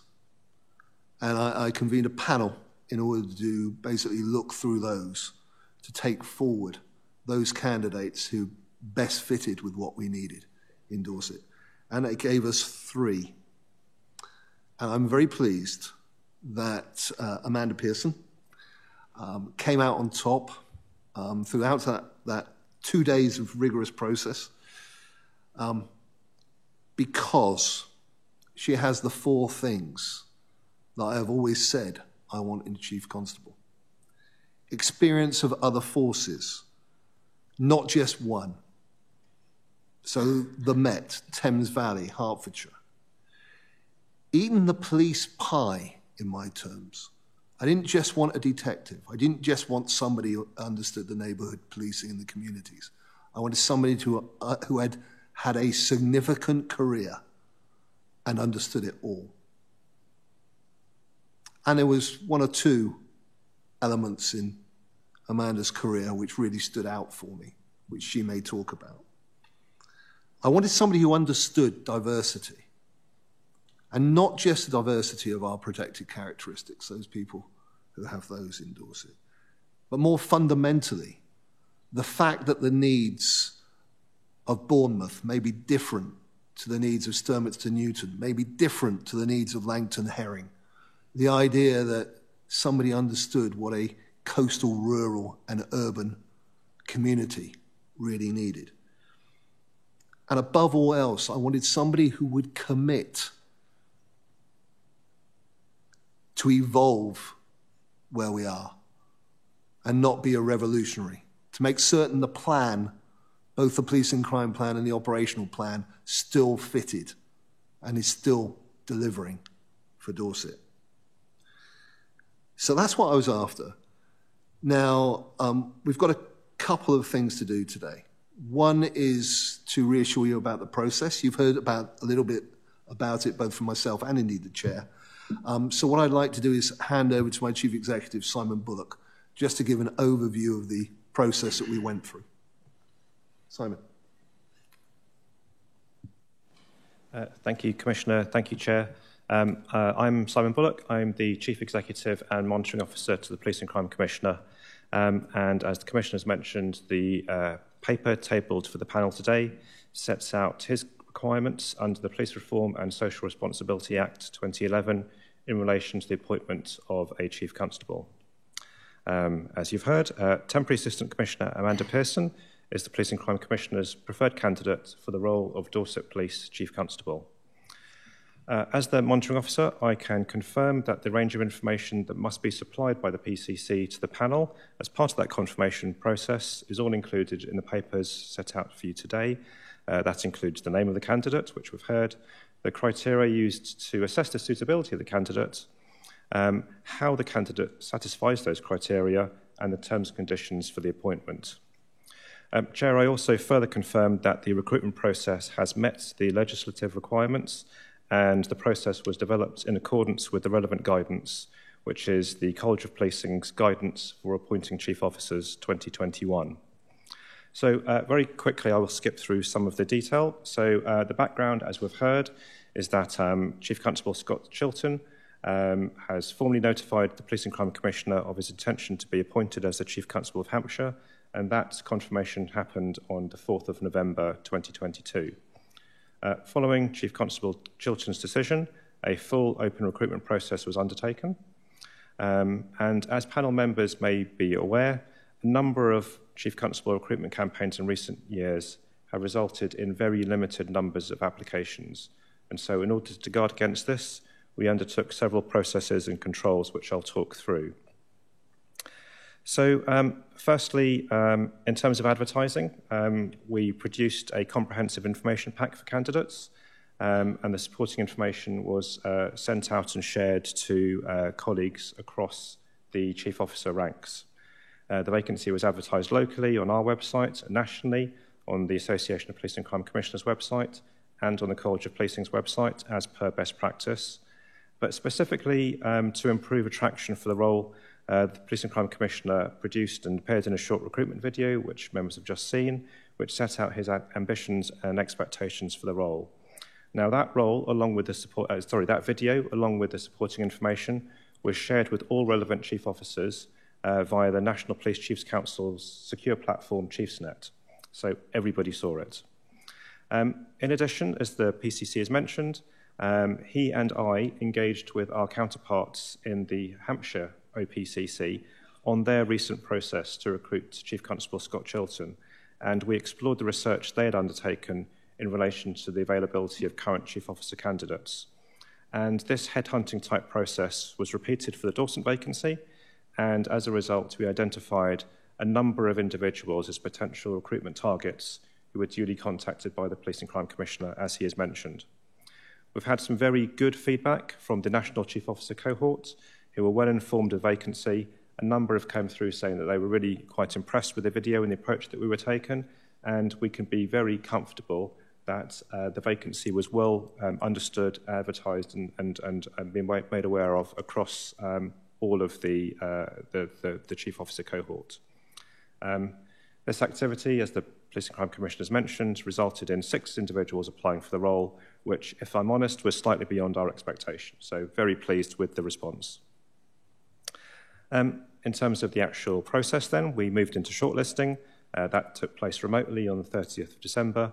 And ahead of that process, I talked members through the relevant legislation and requirements of the process, talked through the principles of merit, fairness and openness that should underpin the process, and also talked through the College of Policing's competency and values framework, which is the assessment criteria for the role. We also then got into the details of how the assessments will be scored, and all of that information is included in the paperwork in front of you today, so I don't propose going through that in great detail. That shortlisting process was observed by myself as monitoring officer and by Mr Ian Whitvey, the Dorset Police and Crime Panel independent member. Moving then on to the assessment itself. So after we'd identified the appointment panel identified 3 individuals for interview, a 2-day assessment process was agreed by the PCC and took place at Force Headquarters on the 5th and 6th of January 2023. Worthwhile saying that given the significance and importance of the Chief Constable role, this assessment process was purposefully designed to be both challenging and comprehensive. Quite a lot of detail is given on that in the paperwork, but just please to relatively quickly skip through it. That process consisted of an appointment panel, which was a 30-minute presentation on the Police and Crime Plan, followed by a 90-minute structured interview.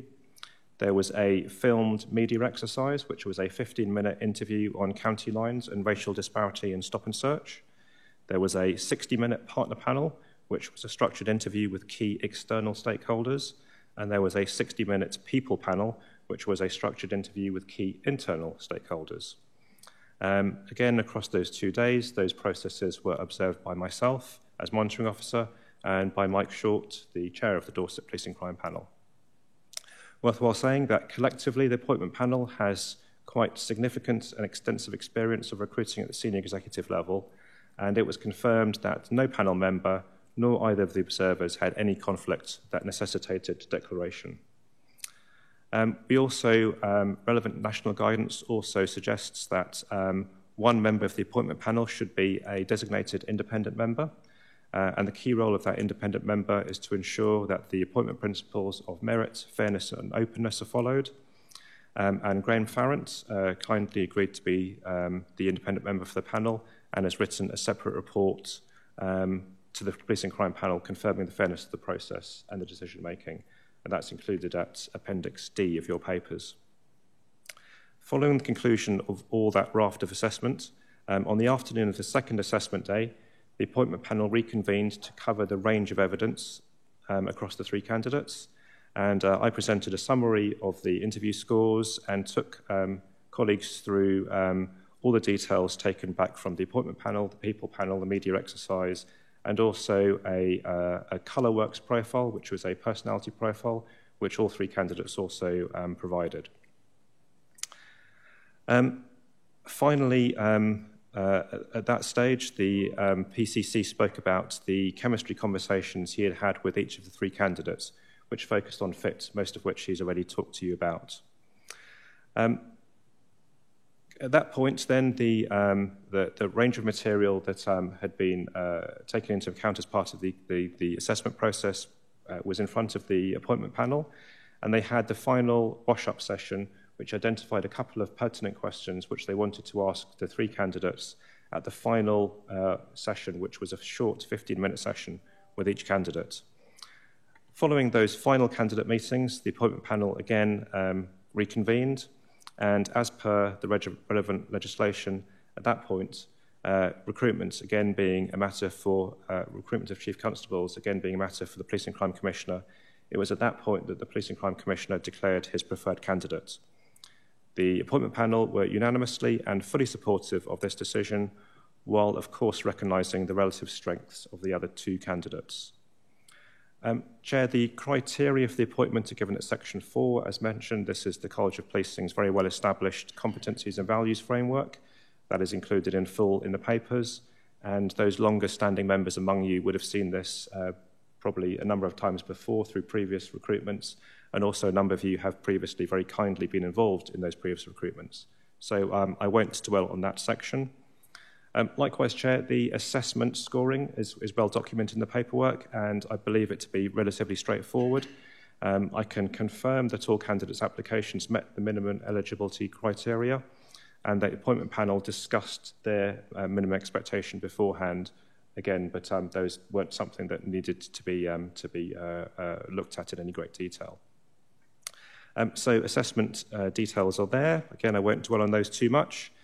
Finally then, Chair, if I may, just the terms and conditions of appointment. Again, those are in your packet, Appendix A. Just to confirm a couple of pertinent points for the panel. So the starting salary will be a little under £167,000 as documented.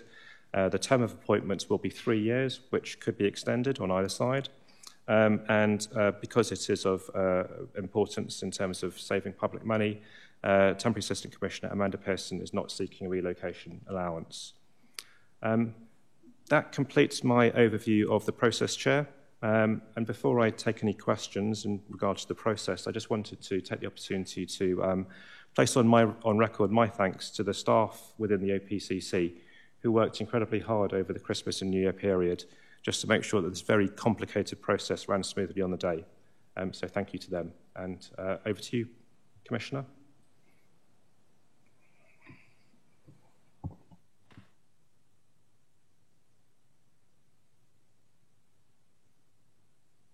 Oh, thank you. Thank you, Simon, because I should also express my thanks to you because you were the ringmaster of this across the Christmas period. And I know I changed the rules a little bit in order to make it as quick as possible. So thank you. And indeed, through you, to the rest of the staff in the OPCC. We wanted to do that in order to basically fit with some certain requirements around the country to get us a maximum spread of talent that we could possibly go at. You've heard from me what I wanted. You've heard from Simon about the process. I think it's only right now that we should hear from my preferred candidate, Amanda Pearson. And I'll ask Amanda, I think she wants to say a short statement, and then we will ask her necessary questions. Thank you very much indeed. Thank you, Commissioner, and good afternoon, Chair and members. I wanted to talk to you, first of all, a little bit personally about myself and why I've applied for this role and why I'm so keen to be the Chief Constable of Dorset. So nearly 12 years ago now, with my husband critically ill and facing the prospect of bringing up 2 young sons alone, I decided to move to Dorset to give them the best chance of growing up in a safe place. Thankfully, my husband survived, a little surprised to find I'd bought a new house, and my boys are growing into lovely young men. And despite the awfulness of that situation, I still believe it's the best decision I ever made for my family.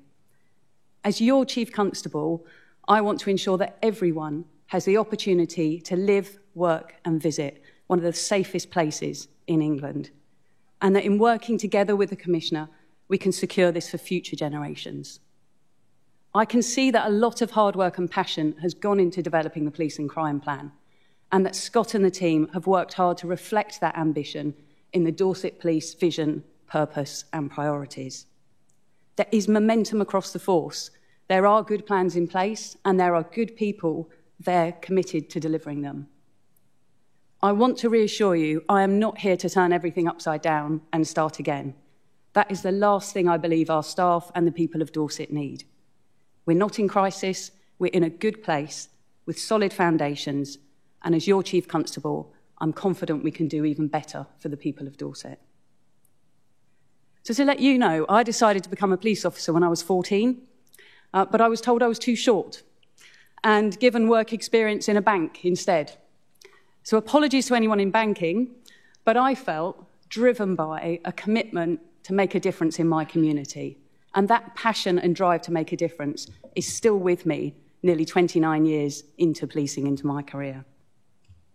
I've worked in a broad variety of policing environments, including county and London forces, the small island of St Helena in the South Atlantic.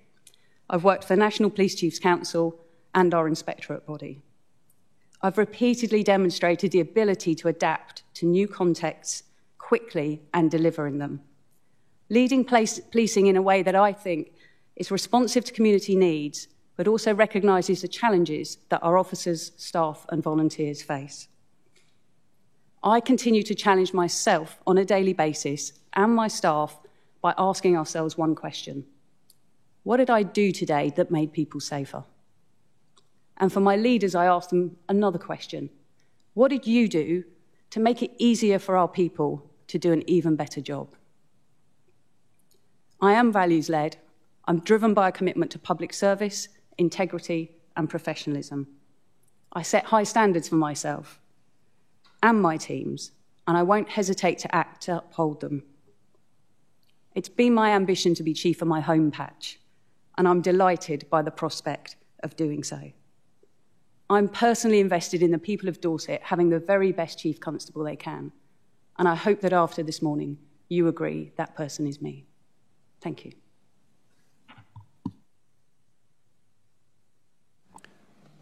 Thank you very much for that frank and honest view of your career to date. So appreciate that.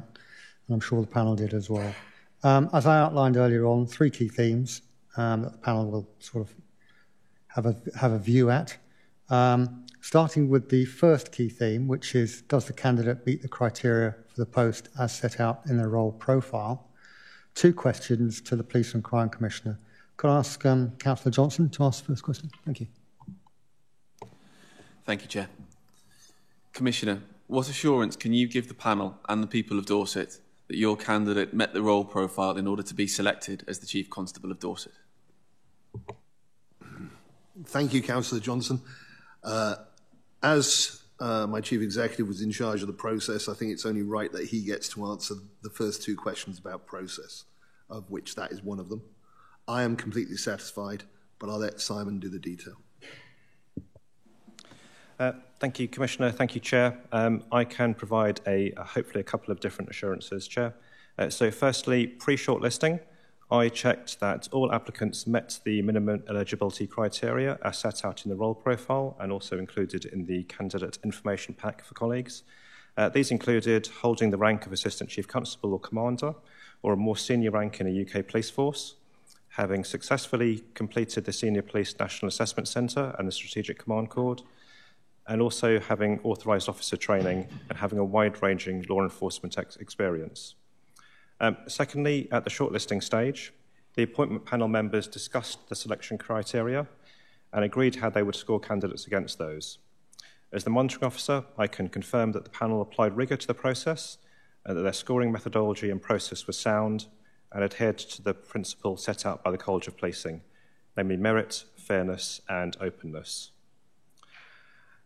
As you would expect, Chair, the 3 highest scoring candidates were taken through to the interview stage. And then thirdly, at the interview stage, the appointment panel used the same scoring methodology to judge candidates against the selection criteria and were also supported in their judgment by a range of material from the other panels and from the media exercise. Again, Chair, as monitoring officer, I can confirm that this process was sound, and I also direct members to the independent panel members' report included in the annex, and to the 2 members of the Police and Crime panel here present today who observed the process.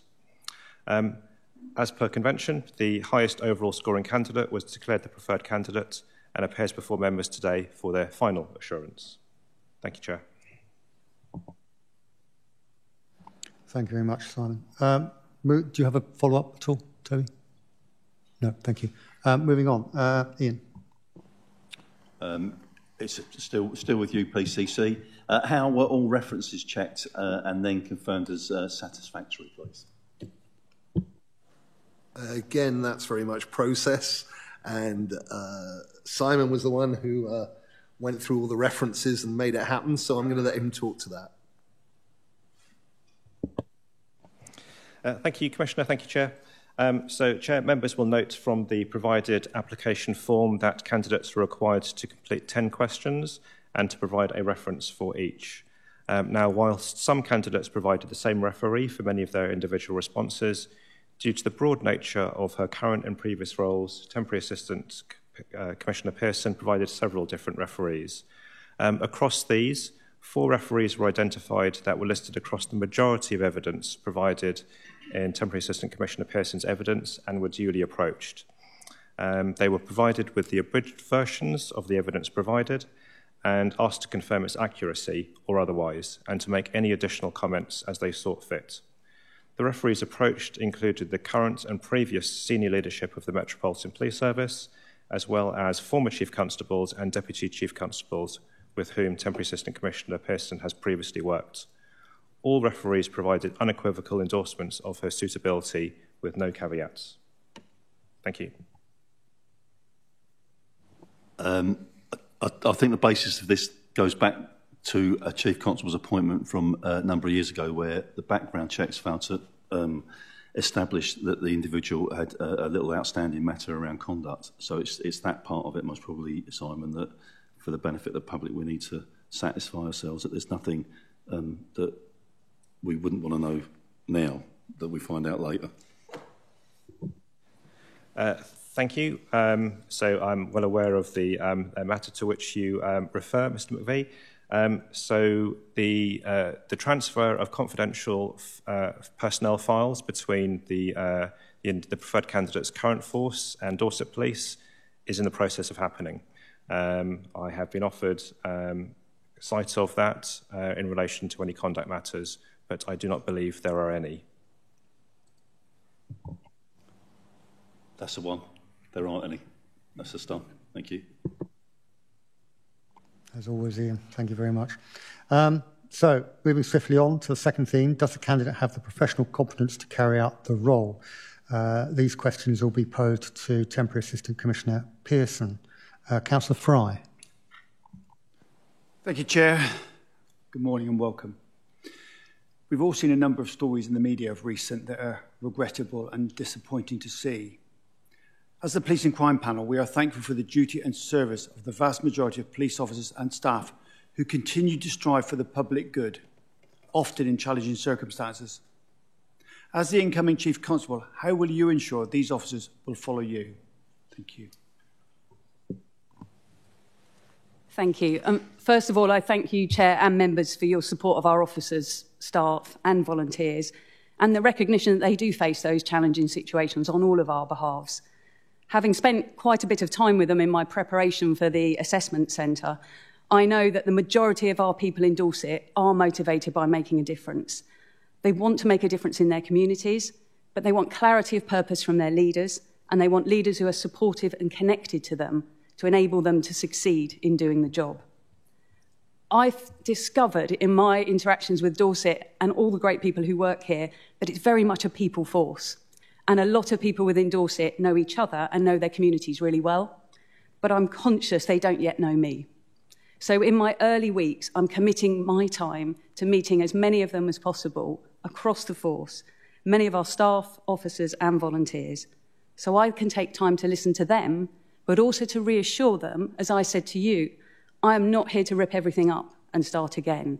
We are going to keep up the momentum, we are focused on the vision, and we are focused on the plans we already have to deliver against the Police and Crime Plan. And that I'm going to make sure that I work with them so that all of them can play their part in achieving this. So together with my leadership team, it's really important that we create the environment where every one of those members of staff can do their bit to contribute. That means we need to commit to being visible, to being connected, and being engaged with our staff. And that will be really key for me. In doing that, we can identify the issues that are getting in the way of them doing a really good job. Some of those issues will be things that I can tackle with a leadership team within Dorset. They're things that we can unblock. There may be others that I need to take up on their behalf, maybe with the Commissioner or at regional and national level. You will have spoken this morning already about financial constraints, and I will be working with the Commissioner to support him in ensuring that we get a fair deal for Dorset in terms of our seasonality and sparsity demand.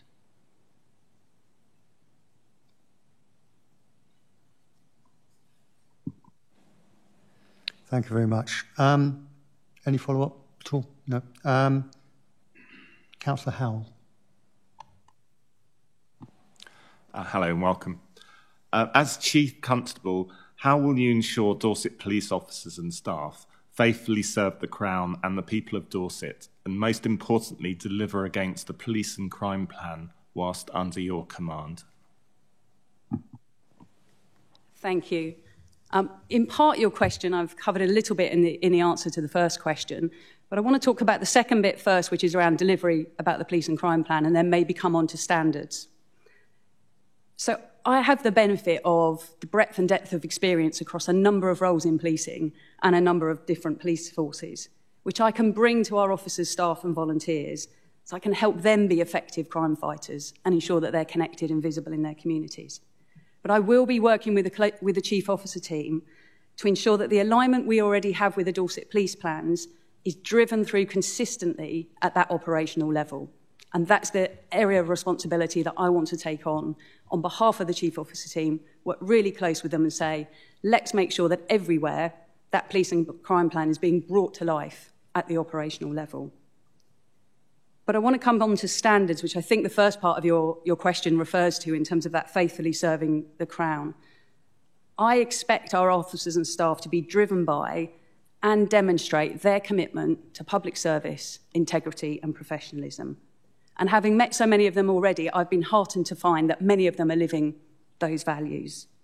But I know that there will be concerns about things that are going on in policing at a national level and a local level. And I will ensure that we've taken all the immediate actions we need to take in response to the learning from Carrick and our most recent HMIC inspection into vetting and counter-corruption. But alongside that, we have to have robust plans in place to be proactively identifying those who might corrupt our integrity and the trust and confidence of our communities. And where we find those people, we will look to exit them from the organisation. They have no place in Dorset Police. So we all have a role to play in delivering good policing. For me, that means effective and fair policing, but also the policing that maintains the trust and confidence of our communities. All of our communities deserve to be well policed, and all of our people that work within Dorset Police deserve to have the opportunity to thrive and develop. Where that is not happening, if all of our communities are not getting the right service they need, then I will tackle that. If our people are not given the opportunities to thrive and develop, then I will tackle that. For me, that's about upholding the principles of British policing and our own code of ethics.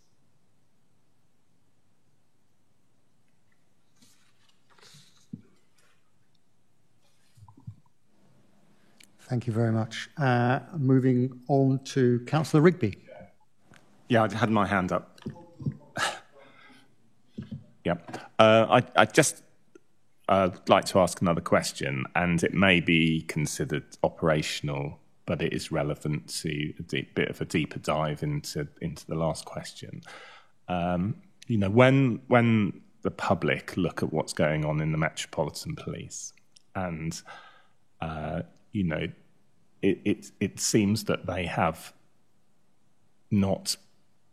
ineffective systems to be able to monitor and control and understand what's going on in their police force. And as an example, you know, it's from the outside, it appears that a lot of the inappropriate culture is happening on private networks like WhatsApp groups, etc.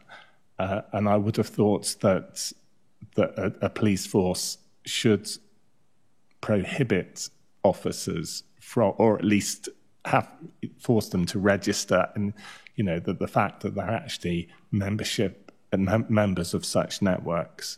And I'm just interested in whether that's reforming those kind of systems is a key priority. Thank you.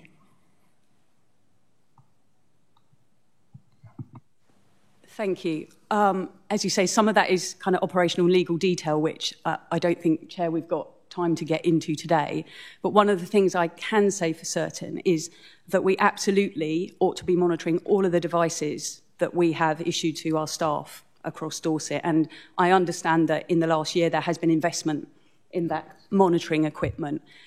Part of the responsibility of the police force and for our leadership team is to make sure that when we're doing that, and when we've identified perhaps warning signs, signals that might cause us concerns, that we have the mechanisms and the systems not only to identify those, but to act upon them. And sometimes that might mean that officers and staff, the concerns we haven't quite yet breached that criminal threshold, which means that we could potentially seize people's devices and start examining them. But we have to look for opportunities to proactively then look at what those people are doing, what's their behaviour, what's the other intelligence and information that we might have on them, in order that we can then identify the most appropriate action.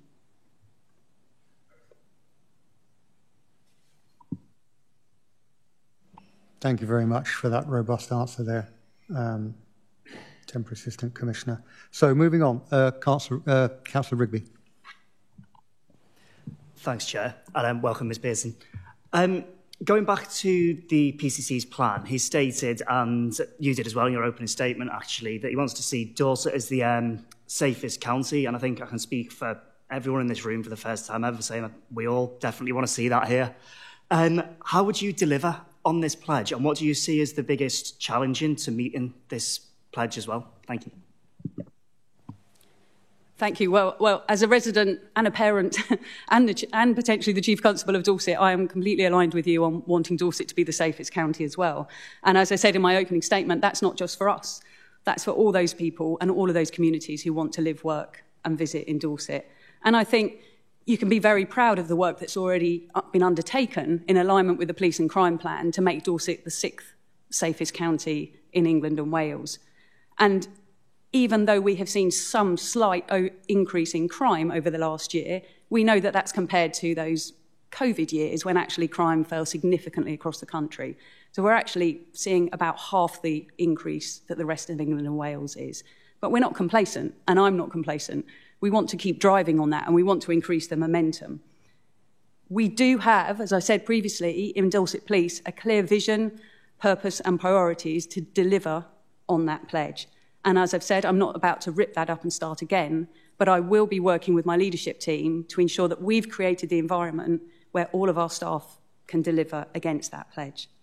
So despite our financial challenges, I will be looking to protect our investments in frontline policing and also our investments in proactivity, particularly around rural crime, and strengthening our impact in local neighbourhoods. Operationally, one of my initial priorities is to make sure we get that contact and response piece right. If people are in need of our help across Dorset, then we ought to be responding to that quickly, appropriately, and making sure that the right resource is dealing with their needs, whether that's a policing need or a partnership need. It's important to me that across Dorset, the statistics are great and they say that we are one of the safest counties, but it's also important to me that people feel safe. So as part of my policing plan, that is ensuring that not only are we tackling crime and we're being tough on criminals, but we have that engagement and visibility with our local communities so that they get that reassurance. And where there are spaces identified where people are not feeling safe, then that's my role and my leadership team then to work with our partners, say, what do we do about those spaces? We need to make sure those spaces are safe for everybody in Dorset. I've had some experience of doing that in London, previously with tackling moped crime, where we reclaimed the streets of London for the safety of people, given the out-of-control behaviour of criminals on mopeds. Now, I'm not suggesting we have anything like that level of crime here, but what I'm saying is that approach, in terms of saying it's our responsibility. We can't leave areas across the county where people feel unsafe. So we need to be working with partners to tackle that, and I'll be making sure that we drive that forward. Did you want me to come on to threats? Yes. So you've spent quite a bit of time this morning, I know, already looking at the budget and the financial plans. And of course, there are financial constraints on what we can achieve. And there are always things that we haven't predicted that might happen in terms of financial shocks. So we need to be thinking ahead about those. So as well as the things that you've seen this morning, I'll be working with the team on a 3-year plan that looks at how we manage our finance and our resources going forward. But the other threat I think we have is we haven't yet seen this in Dorset, but we've seen nationally that there are challenges around recruitment and retention, particularly of our police officers. So we need to be starting to think now, as the uplift comes to a close, how do we ensure that we're going to be recruiting the right people as we go forward, and that we are also protecting the investment we've made in all the great people who've joined us over the last 2 or 3 years through Uplift.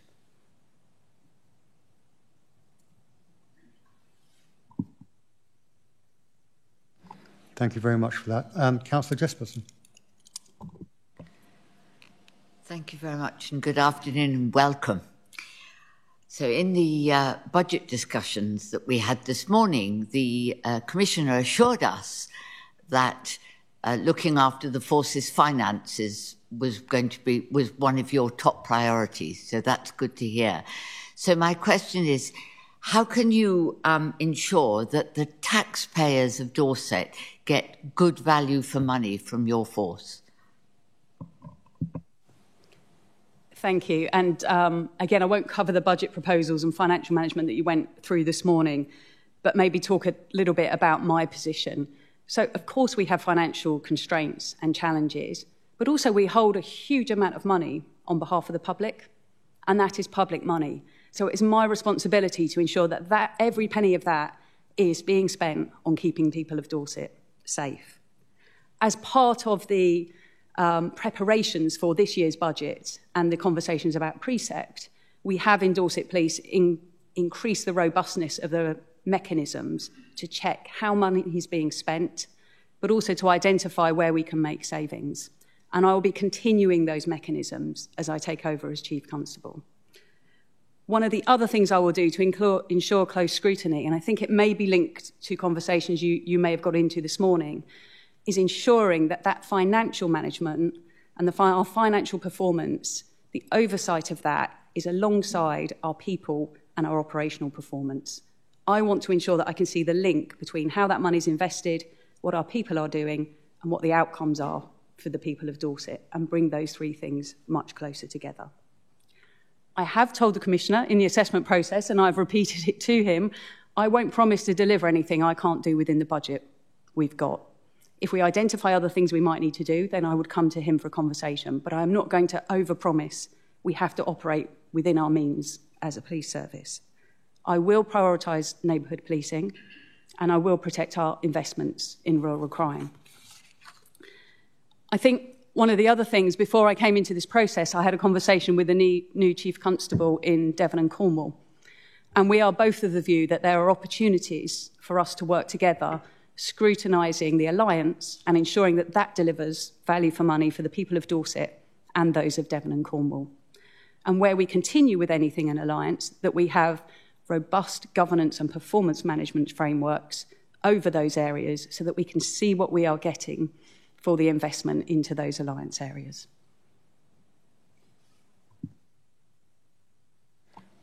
Thank you very much. Moving on to the third theme, which is, does the candidate have the personal independence to carry out the role? Councillor Barrow to Temporary Assistant Commissioner Pearson. Good morning and welcome. The Police and Crime Commissioner earlier described the relationship that he had with the previous Chief Constable as being open and honest and robust. And obviously, Police and Crime Commissioner and yourself have got to work very closely together, but you've both got distinct roles. So the question is, how would you handle the situation should the Police and Crime Commissioner give you direction that steps into your operational domain? So, firstly, I'd like to reassure you, and I think you've probably already heard, the Commissioner and I are aligned on our ambition for Dorset to becoming a safer county. But of course, there might be disagreements that we have on how we're going to get there. But we're also very clear on our respective roles and my operational independence.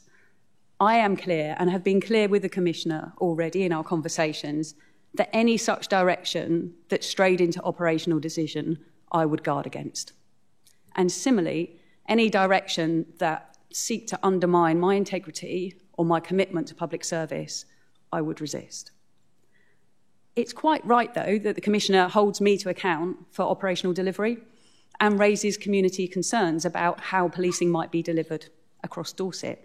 And we should have the conversation, the relationship where that can happen. And I'm confident that we will do. But I do take my responsibility to ensure that all of my officers, and I say officers on this part because it's about the Office of Constable, that they perform their role in an independent and impartial manner. And that I am the operational voice of policing, and that I account to the community about how operational policing is being delivered. And I take all of that to heart as my responsibility. Should there be a position where we have such a disagreement that we can't resolve that, then, Chair, I would be seeking your advice initially as Chair of the panel, and if needed to, would consult my professional bodies, the College of Policing and the HMIC, to help us to resolve those differences.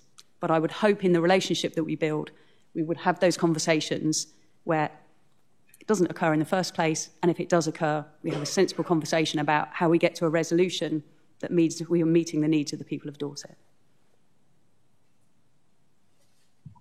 Thank you. No further questions. Thank you very much. Does anybody, I'm just looking around the panel here, does anybody have any follow-up questions they'd like to ask? No? No, thank you. Do you have any points before we go into closed session that you'd like to raise? So I just want to say thank you, Chair and members, for the opportunity to come forward before you today. I want to reassure you I am totally committed to Dorset. As I said in the beginning, I am invested in Dorset getting the very best policing that it deserves. And I look forward to working with the Commissioner and with all of you and making sure that that happens. Thank you. If I could move this meeting into closed session, please.